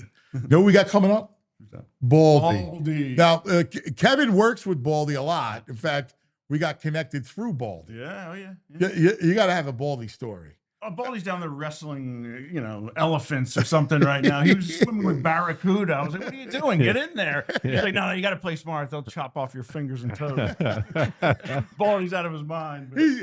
The greatest is walking around. I don't know how many times you see him in NFL films. Walk around. He's got the cup of coffee and he's got the meat. Finger like this. He's great. He is the greatest. Well, Kev, I'm looking forward to a lot more analysis from you. You got it, man. All right, buddy. Thanks for having me, man. It's great. Fantastic stuff. There he is, my man, Kevin Foley, quarterback extraordinaire, and the whole game, man. Fantastic stuff. All right, let's talk about some of our friends. We got the Parks Casino. Yeah, let's talk about Parks Casino, Street Road, Bend, Salem, and all the great stuff that happens at Parks Casino. Cool summer vibes await you there. Our casino of choice has it all. Action, excitement, headline entertainment, incredible restaurants. How about all summer long?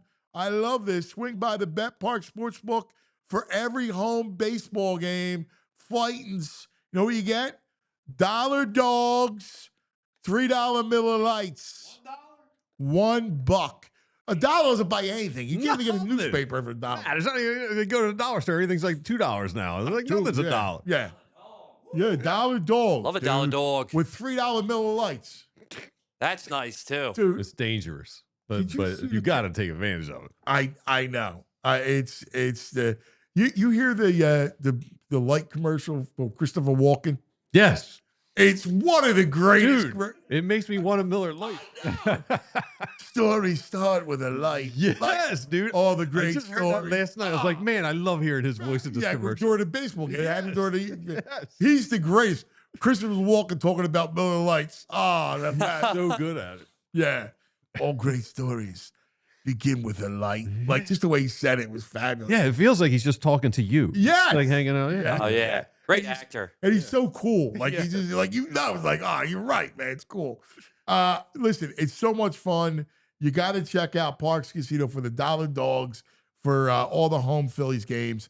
Plus, check out concerts, comedy, all at the state-of-the-art Excite Center. How about Parks Grill Steakhouse, Bamboo Noodle House, Liberty Bell Gastro Pub and Beer Garden, the best cover bands in the 360 Lounge every weekend.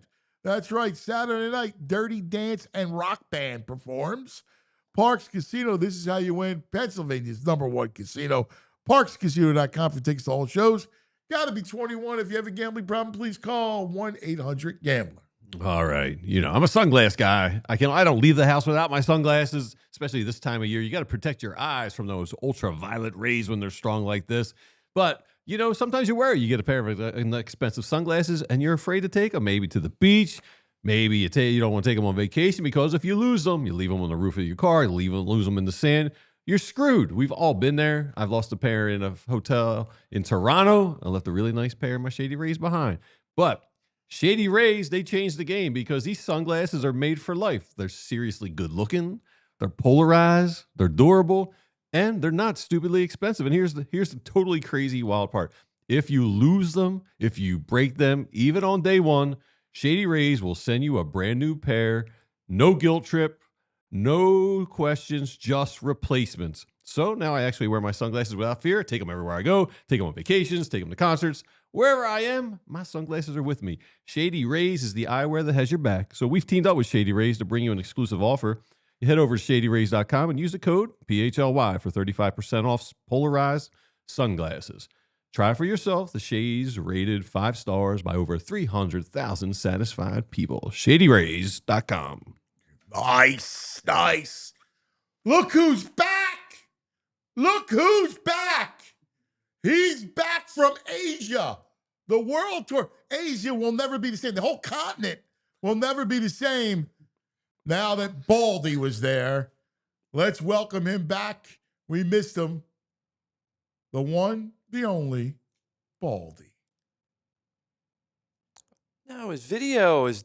Oh man, what happened to his video? Oh, Baldy. Oh man, Ooh. what the heck? Well, I can't start the segment without the video. Hey, this man deserves an introduction. Let me get Yeah, 1 second. Sorry, Baldy.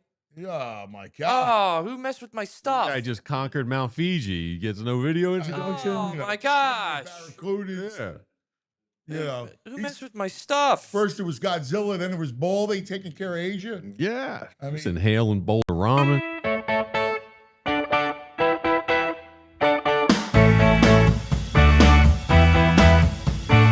Baldy, Baldy.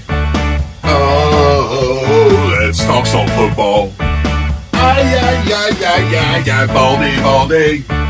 Oh, he likes meats and football. Oh, Baldy. There he is. How was it, my brother? It was a great trip, cuz 10 days. I was in Japan, I was in Korea.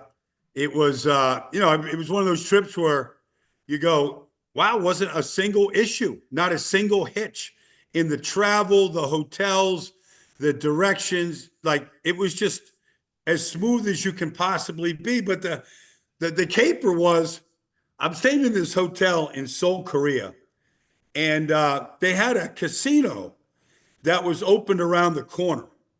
And I just had an itch on my last night to go make a little stop in the casino, just pay, just see what it's like. So I get registered, bring my passport. They give me a gambling card, whatever. I go there with $300.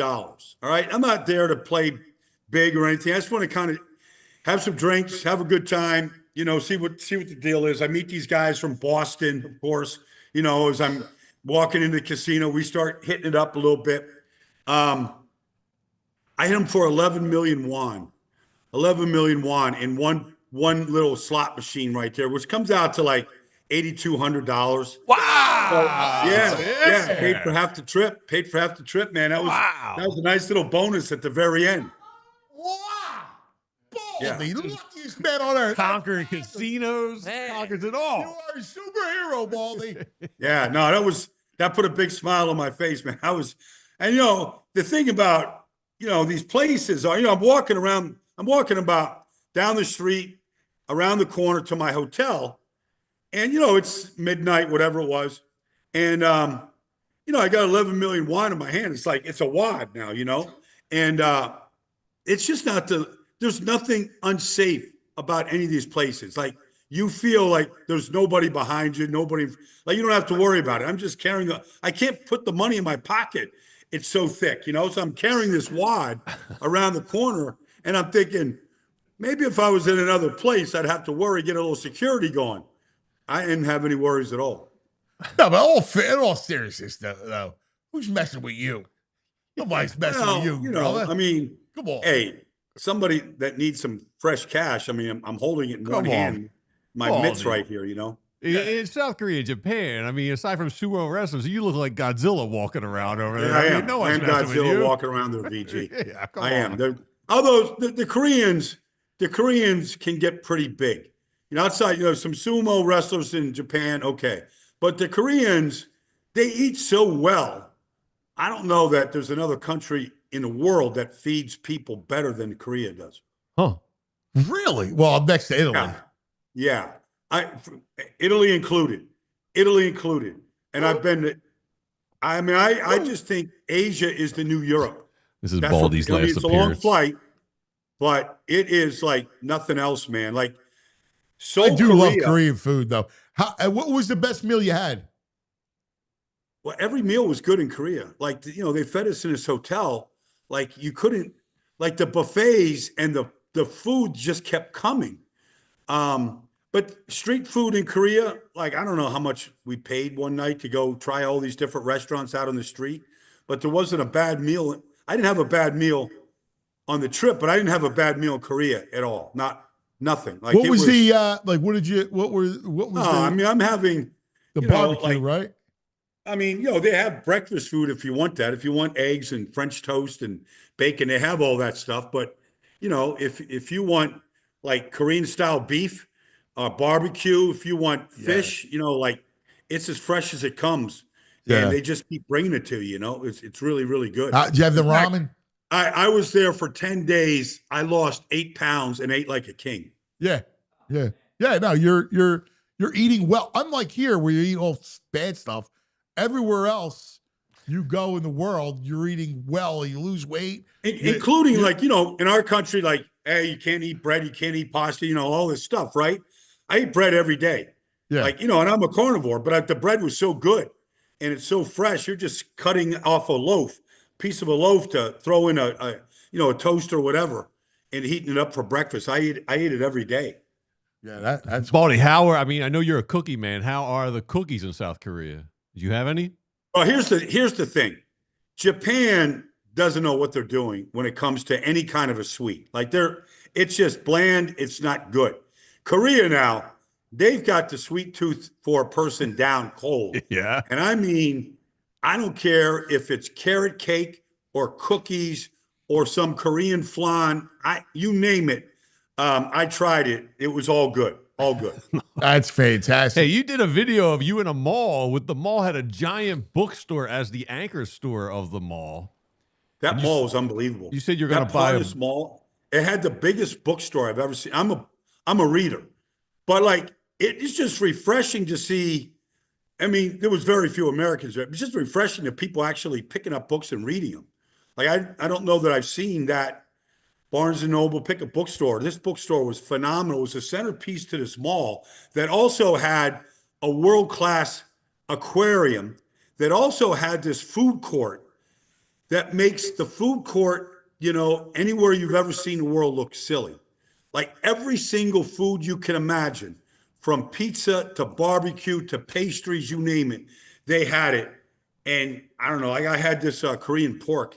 Like I could go for that for lunch today, man. Hey, I was wondering, because I was thinking about doing this.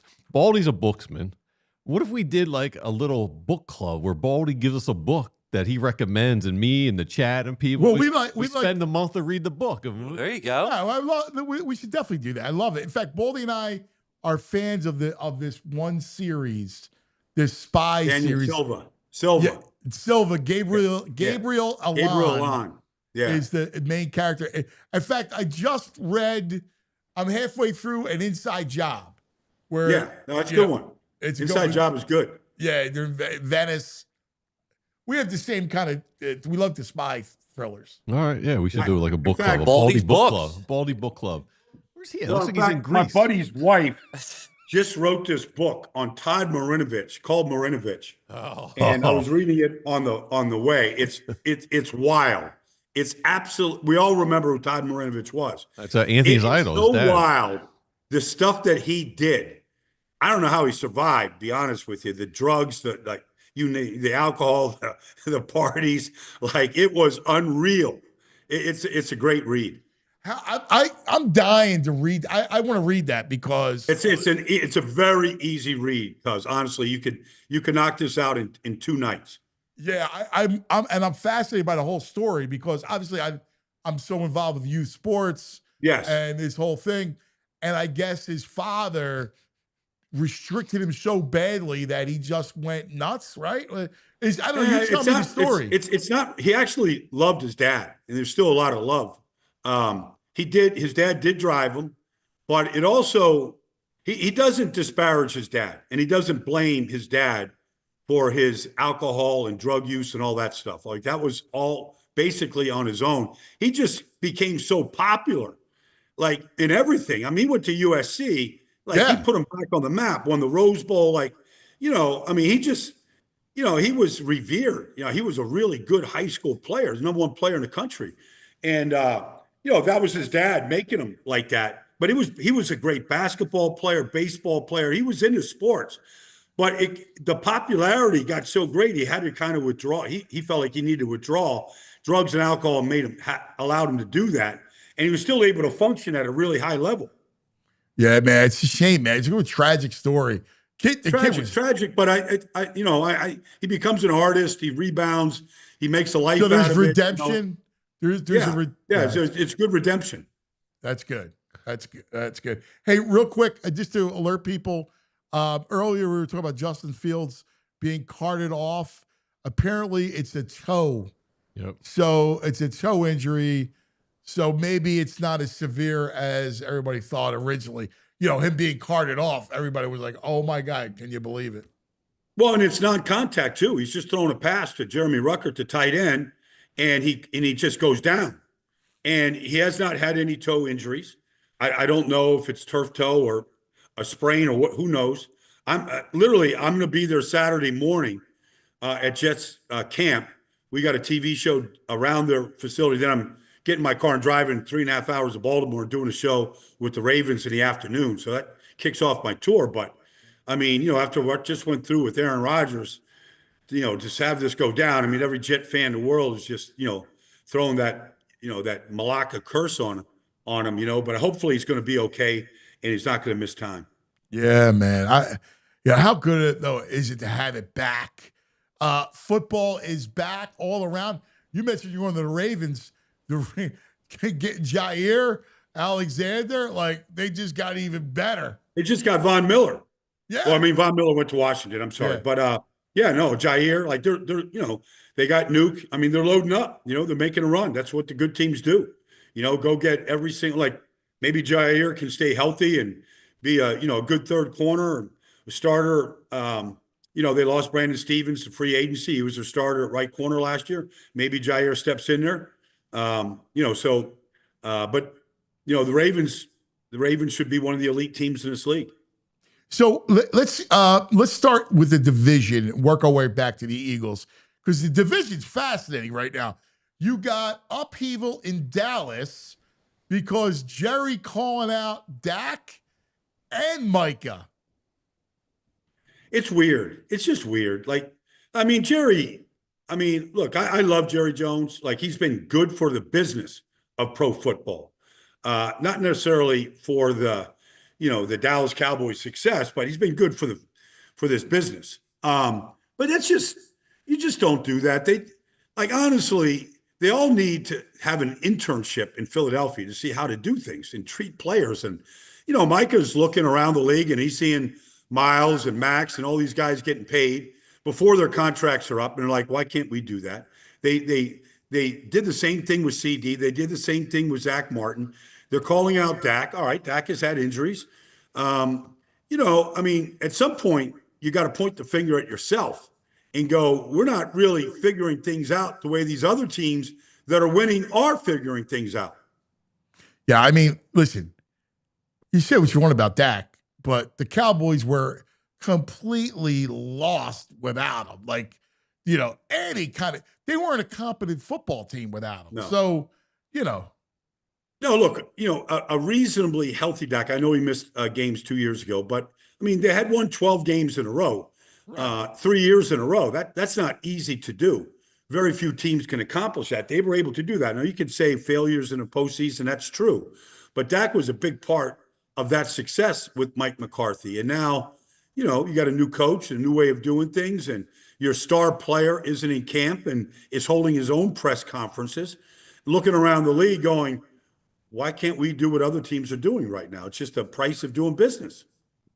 Hey, so let's go from Dallas to Washington. You mentioned that they signed Von Miller. They have some issues with Terry McLaurin, right? They traded a lot of draft capital. They got older. Now, they could be good, but unlike the Eagles, who got younger, like on defense, I think they took a huge gamble, huge risk, almost pushing all their chips in with a lot of draft capital and cap. Well, look, Deebo Samuel didn't look like he was a game breaker playing for the 49ers last year. They don't have Terry McLaurin signed. They did go out and get Laramie Tunsil at left tackle. They did draft a right tackle. They should upgrade their offensive line. I spent time with their offensive line coach, Bobby Johnson, and he thinks that they've got real depth there. Got some young players that people don't know about that can step in if they need to. They are bringing, Bobby Wagner back at middle linebacker in his, I don't know, 14th year, whatever it is, whatever year Russell Wilson is. Like, he's a year younger than Russell. But, they do have some age. They do have some age. So we got to see, but they've got the quarterback, and that's what everybody's trying to get. And I don't think he's going to have a sophomore slump. So I like the general manager. I like the coach.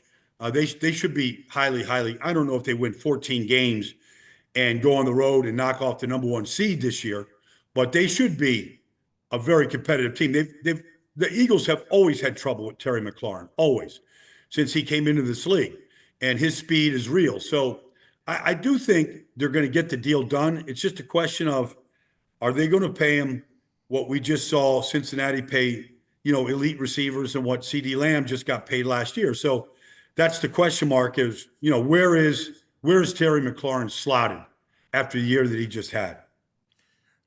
Giants, meanwhile, named Russ their starting quarterback. Well, he's been named the starter for the 4th year in a row, 4 different teams, and he has not played anywhere near the level that he played at when they went to back-to-back Super Bowls. So how long, how long is the hook? If he doesn't get off to a good start, and they got a very difficult schedule, but if he struggles, like how soon, because I believe Jackson Dart's going to be the backup and not Jameis Winston. So how soon do they go to the rookie if he does? And if he doesn't, great. I mean, they got him on a decent contract, but I think it's important to name the starter, just so that you can eliminate a lot of the controversy that goes on when you don't have that label and name. So I don't have a problem with naming Russell. It's just at what level. I mean, they couldn't score 20 points a game the last 5 weeks of the season in Pittsburgh last year. So, how long, how patient are they going to be with Russell? Yeah. It's interesting to see if the kids, how soon until the kid's ready. Meanwhile, you look at the Eagles and everybody's signed, everybody's happy, everybody's on the same page. It's back, get to work. We're not wearing our rings. We're not celebrating. We're going back to work. So it all feels good. And when you look at their roster, not a lot of holes, man. There's some questions in the youth and defense, but they look pretty good again. They're the team to beat. They're the team to beat right now. Yes. They might not want that title, but the offensive line is the backbone to this whole team. They'll figure out the right guard spot with Mekhi Becton leaving. I'm not saying, but they've got 4 candidates. They're going to find one. They got Stoutland coaching them up. So they're going to find a good candidate. They're going to have depth on the offensive line. If guys do go down, they're going to have quality depth. Saquon comes back healthy. I don't know if 2,000 yards is reasonable to expect or to want, but he had a healthy offseason. He didn't have many of those in New York. They bring in A.J. Dillon, who's a 250-pound back. The tush push is back. The receiving core is back. Defensively, okay, they got some changes on the defensive line, but I think they've drafted well.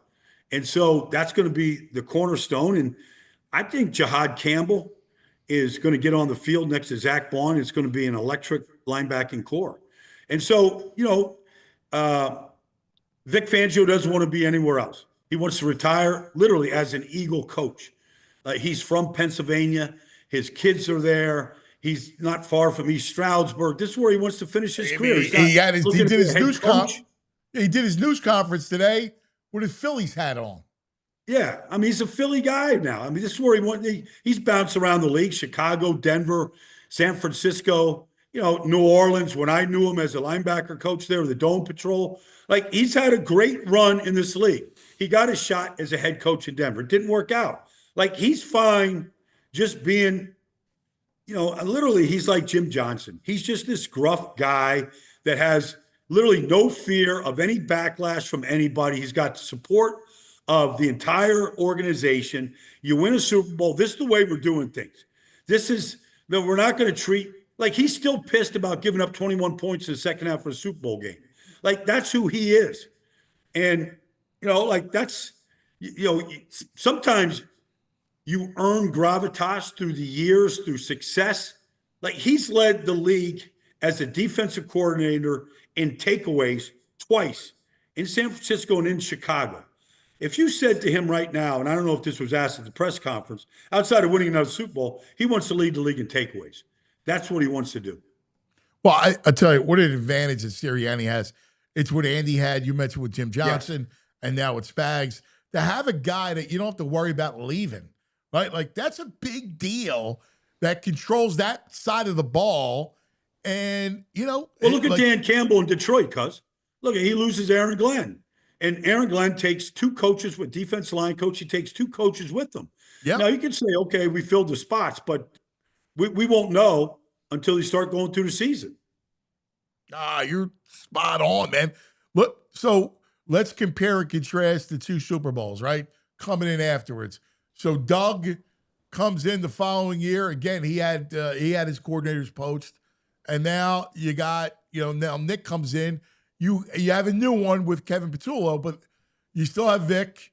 And you get the sense that we've been talking about this. Nick is kind of a grinder, right? Like, he's wired to be a grinder. He's not a pedigree guy. Doug spent 14 years in the league, worked under Andy, right? Did a great job, but that the other guy's going to grind for you. And I think that's the difference between what happened with the Eagles under Doug and now what could happen with Sirianni. Well, in addition, Carson went south, was injured and went south the next year, and so, you return a healthy Jalen Hurts here, coming off a Super Bowl MVP performance. That's a big part of it. I know everybody's looked at, the succession of offense coordinators that Jalen has had every year since he was at Alabama, and he's had different guys. So he's used to this sort of turnover. And so, but he's familiar. And Patullo's been with Sirianni since the beginning. So he knows the offense. Now, can he be as good, as Kellen Moore was at calling plays and kind of rebuilding the offense after a rough start and cutting down on all the takeaways that they did and running the ball? We'll find that out, but I don't think it's going to be a big problem because of the familiarity that Patullo has with the entire organization and everybody on offense. Yeah. No, I feel the same way, man. They're built to win. They're built to win again. So it's hard, but it's hard. It's hard. Everybody's shooting for them. That's okay. Yeah. Like I think they have. You got Lane, you got Jalen, you got you've got good leaders on that team. Zach Bond stepped in, was a leader right away. I think, these young kids, like, and Cooper and Quinion, like these kids, they're just different, you can't call them young guys anymore. Like these guys came in and played like vets to begin with. They know what the standard is. You watch them practice. I don't think any of them are out there still celebrating the Super Bowl. I don't think they think that this thing is just magically happen every year. I think this is a group that wants to go to work and is willing to pay the price. Yeah, I'm with you. All right, my brother. Go ahead. I just had a question. Baldy, do you have happen to have an Ozzy story? I don't. I don't. I know all the songs and I know, I know what Black Sabbath meant, but I had never met Ozzy Osbourne. All right. So I don't have a shot. I don't have a one person, contact about Ozzy. I'm just like everybody else in this world, saddened by the loss because he wasn't supposed to be around this long, the life that he lived, but he didn't want to live it any other way. And so he put heavy metal on the map to stay. And so God bless Ozzy and his wife and his family and the whole thing. He looked like a good dude, man, that whether he's biting, the head off rats or, whatever it was, God bless him, man. It shocks me, though, I have to say, that I figured of anybody. I was hoping for a good that you would have. I wish I could entertain you with something, but I gotta sit this one out, man. I actually never been to an Ozzy or Black Sabbath concert, sad to say. So I don't even have that experience. Have you been to a metal show? Metallica? I've been, yeah. I've been to Metallica. All right. You know, yeah. I was in a mosh pit with Metallica back in the '90s. I can speak to that. You knew that. Yeah. You knew that. Yeah. Hang on one second. We are in overtime. OT, OT, OT, TT, OT, OT, OT with Baldy.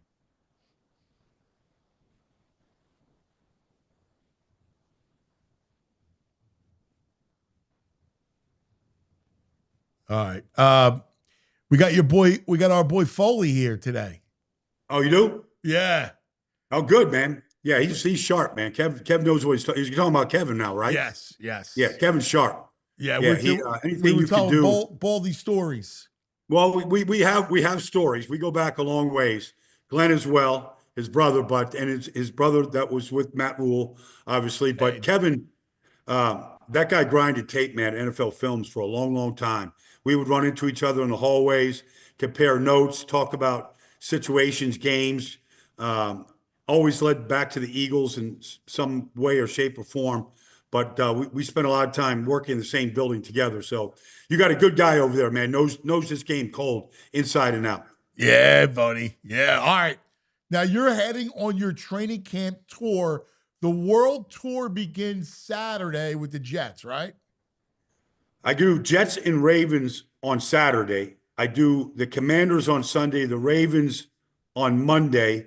I get to Cleveland on Tuesday, Pittsburgh on Wednesday, Canton, Ohio on Thursday, the Giants on Friday, the Dolphins on Saturday, the Saints on Sunday, the Falcons on Monday, the Chicago Bears on Tuesday, the Vikings on Wednesday. That's awesome. Wow. Yeah. That's fabulous.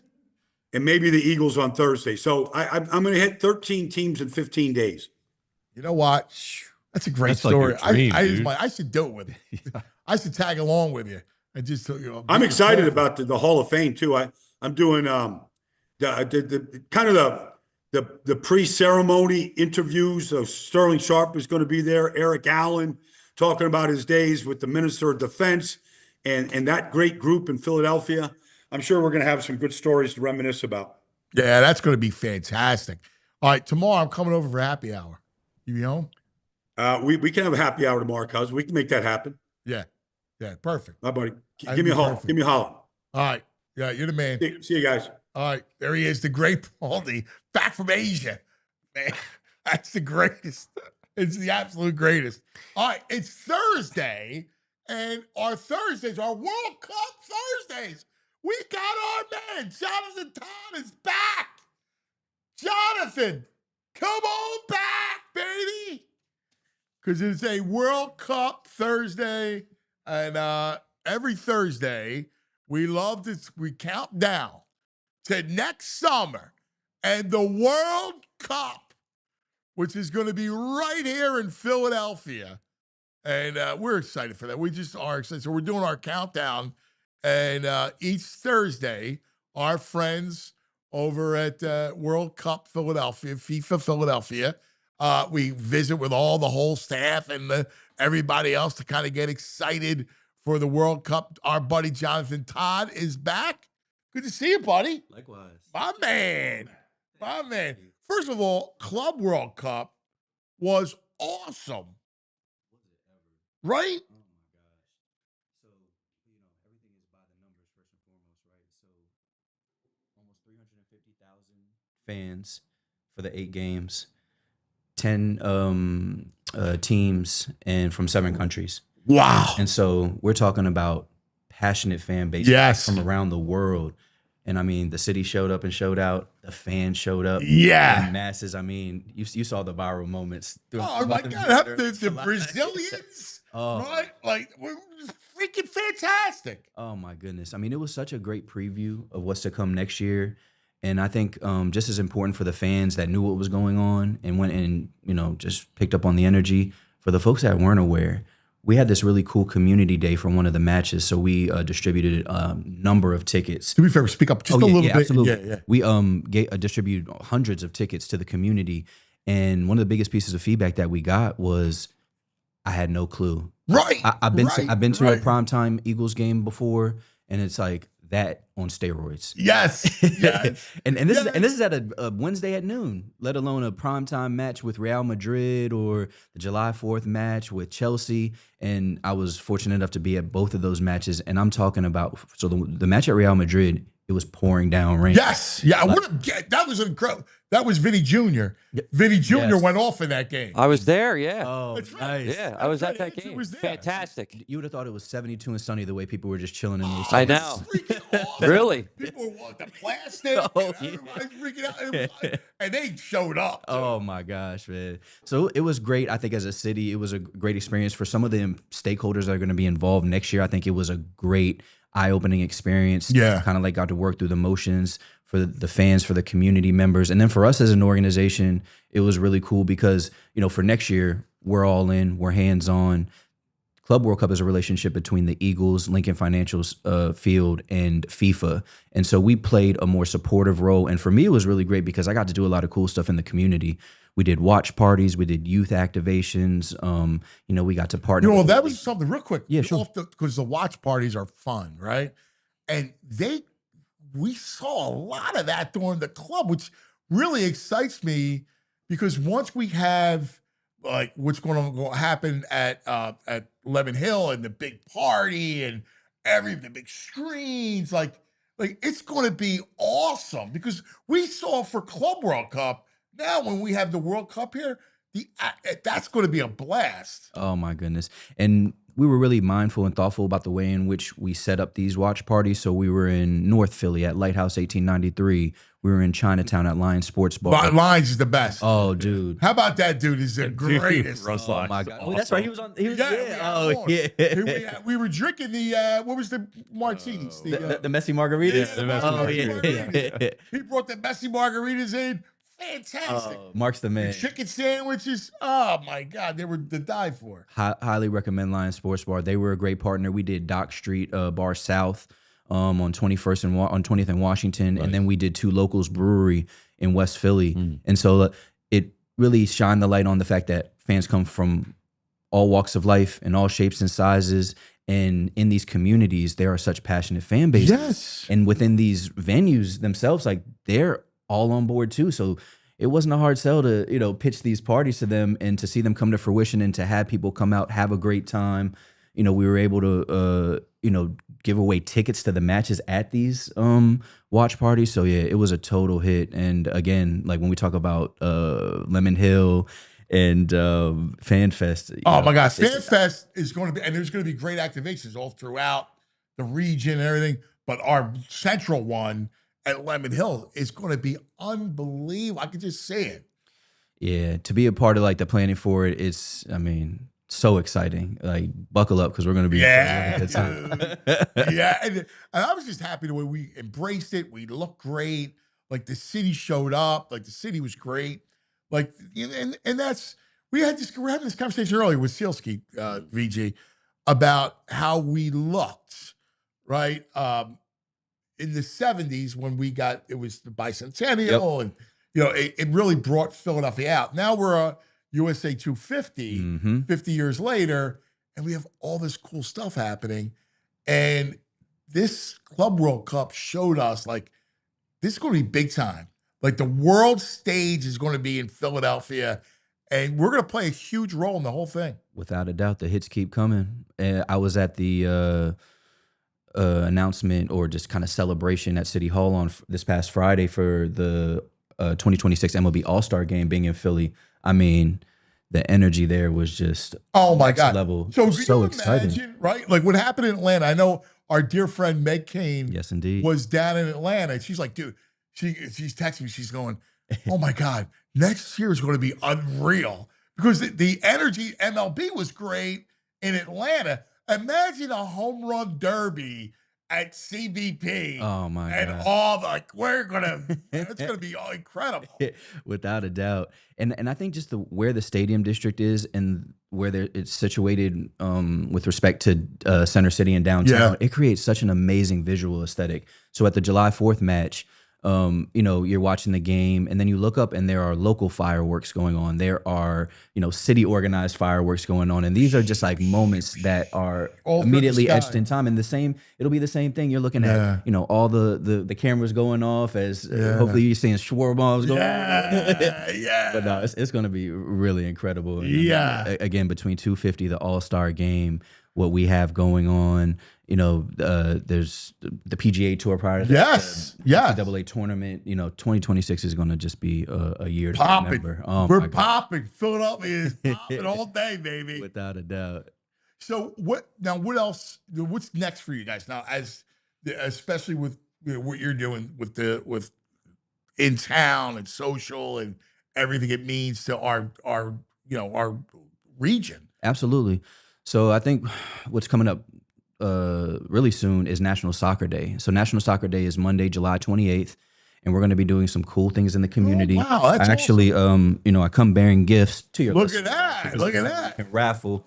But we have these cool swag bags that we're going to be delivering to 2 camps on Monday, July 28th. It's a collaboration with Eastern Pennsylvania Youth Soccer Association and the city's Parks and Recreation Department. How cool and, is that? And we're just going to be popping up. So don't, you know, this is a broadcast. But, you know, don't tell the kids, all right? Because we want to make sure that it's... That is fantastic. Look at that. Yeah, cool. soccer ball, T-shirt, sunglasses, and a bunch of other cool things in there. But yeah, I mean, as a kid, I remember being in camp, and you could have given me like the equivalent to hand sanitizer in 2025, and I would have been like, because it was free. Yeah, exactly. So to be able to surprise, you know, campers with this, we're really looking forward to it, and it's just a good way for us to, you know, really emphasize the commitment that we have to the communities that are going to be coming out in droves this a year from now, basically. So super excited about that.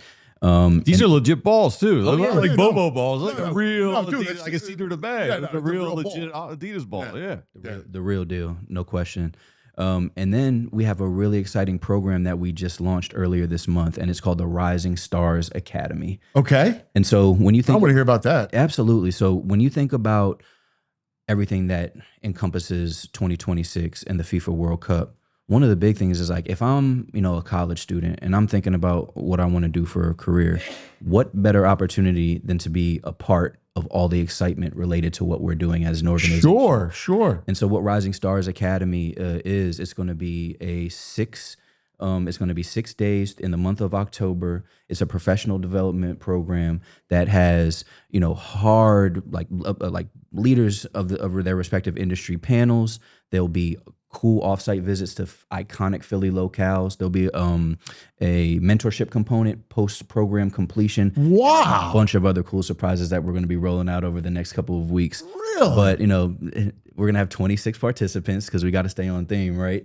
But it's eligible for rising juniors and seniors in college, as well as graduate students in the Philadelphia region. So a 25-mile radius from where our office is located. So Philadelphia, Pennsylvania, New Jersey, Delaware schools are certain schools. Dude, that's fantastic. Yeah, we can't have enough mentorship programs. No, I think So that's important. a great idea. Yep. A very quick story. So I grew up I think I mentioned in our first conversation, I grew up in the DC area. And when I was a senior in high school, I had an internship with Steve Francis and Juan Dixon's agent. So these are like, you know, Stevie franchise. this is a moment in time. Like clearly I'm rolling back the clock. But I still remember that experience to this day. And I mean, Sure you do. Primarily I was answering phone calls and grabbing coffee, but those times I got That's to... what you're supposed to do. Yeah, absolutely. But I got to sit in on some of these meetings. Some of these Yeah, calls. man, you got exposed to this Oh stuff. my gosh. And It so shaped you. Indeed it did. And so fast forward to today, and this will be that and so much more. So really excited to offer this opportunity to college students. And Oh, that's wonderful. Yeah. If we can help out in any way, well, we appreciate that. please, you know, we're here for you. Yeah, and we'll have applications open through August 15th. And we'll be sure to share our socials at the end of the call and website as well, at the end of our conversation. So interested applicants can certainly check it out. And just one of the other things That's we're really excited about. fantastic. They get like an individual mentor for like 6 months. Indeed, they do. And it's not just going to be like Joe or Joanna Public off the street. It's going to be someone significant that, that's awesome. You know, in my career, I can attest to the impact that a network and mentors and, you know, just folks that have these reciprocal relationships with, it's done so much for me professionally. Oh my and God, personally. yes, professionally. And you're right. And you're enriched personally, right? Like you Yep. get growth Absolutely. from these things.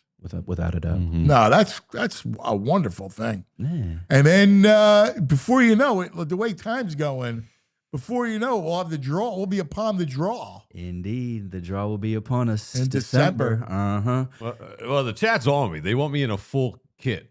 That's what's called a kit. Yes. A kit, yes. So I a made a full deal. kit. If you guys know people, if I'm the ambassador to Holland, I'll wear a full kit. Yeah. I'm in. Well, you're Full going to Netherlands the kit. Dutch. Yeah.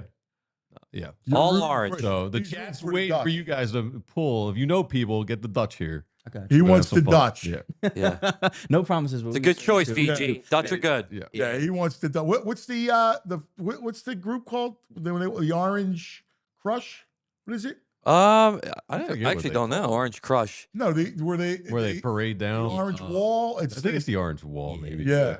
Their fan base, and I don't know the exact naming of it either, but their pregame rituals. Yeah, it's Yeah, religious I'm in experiences. on this. Yeah. I can't wait to see that stuff. Oh, without a doubt. Yeah, but to your point, the draw is going to be so big because Yeah. from there it'll determine what fan bases we can expect. It'll result in us being a little bit more thoughtful, or a lot of bit more thoughtful about how we curate experiences based on the fans and where they're coming from the hospitality and guest services sector, from how we're working with different small and diverse businesses, and the list really goes on. I mean, we're going to be we're going to be gearing up for something that's so unique and special, and It's going to be awesome. I mean, it's why we look forward to every Thursday when you guys come around and talk about it. It's so much fun, man.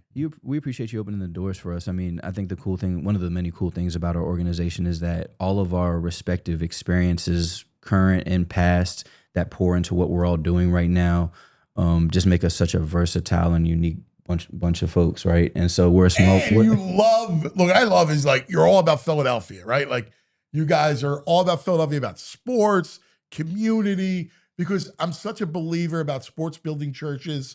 I'm such a believer in the role of sports in a healthy community with healthy kids that grow up safe, right? That grow up loving, so that's why I'm a big proponent of all this stuff. Amen. And that reminds me about one of the things we're doing on Monday is the two camps we're going to be at, Finnegan and Glavin camps, playgrounds in the Port Richmond section and Southwest Philadelphia. Yeah, respectively. Finnegan, Southwest Philly. Yeah, I know Finnegan playground. Finnegan. Yes, indeed. And we the two camps, one is a soccer clinic and the other one is just a summer camp. So that really aligns with what we're trying to do as an organization. And that is, of course, cultivate the existing passion and love for the game. But almost more importantly is establishing this familiarity and excitement related to it. So this is going to be a small gesture for us, but it won't be the last time they'll see us. That's but great, it'll plant this seed in their heads like, oh, cool. Like when they see that logo in a month for something else that we're doing, or a year from now when we're, things are just amazing, right?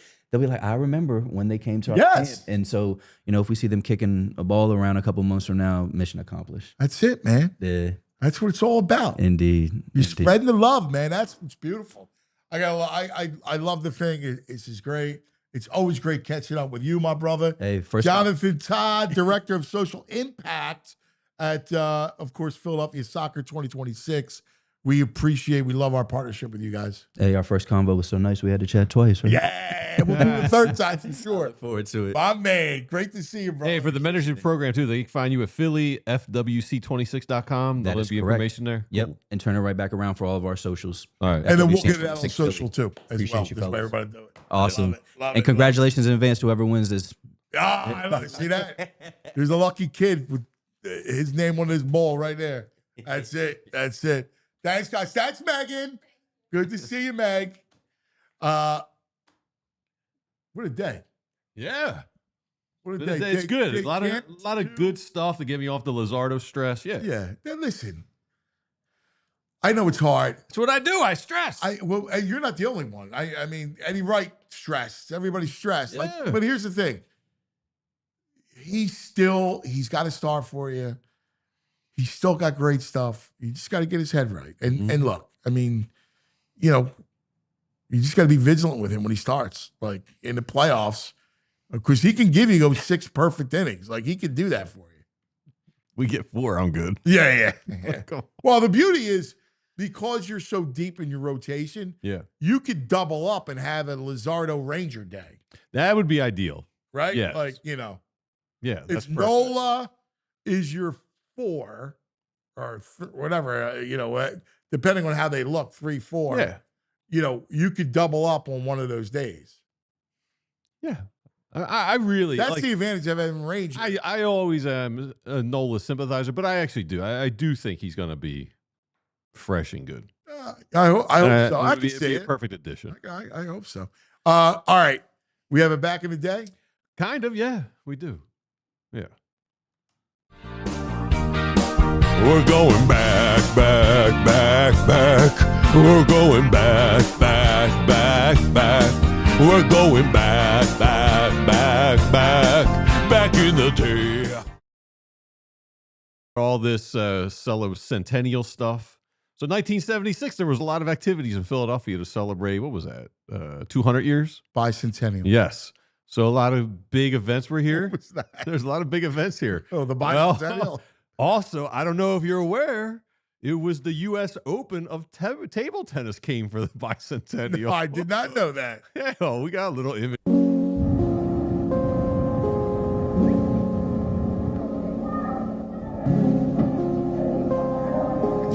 Look at this table, dude. Love the nostalgic music. Look at the crowd. Really hits it in the feels. Northeast Philly really comes out for table tennis. You can see. About 30 minutes. So that was one of the biggest. So the events are a little bigger this year. We have it here. We have it in the studio. Yeah. So, we can have a table tennis. Put it to the table. Big problem. Yeah. I should take this back. Just try to celebrate. Very good. Hey, so there is just one thing, serious stuff. People in the courtroom today in Canada, it seems like the judge is leaning and going to acquit the hockey players. Oh, Carter wow. Hart and those guys. Okay. So, All right. Well, listen, that's going to do it for us. I got to thank Andrew, Joey, Sammy. A lot of fun stuff, everybody. Thanks for hanging. As always, we'll see you tomorrow. It's the first real Football Friday. Tomorrow. We'll talk about it. Have a great day. We all silly like the mayor.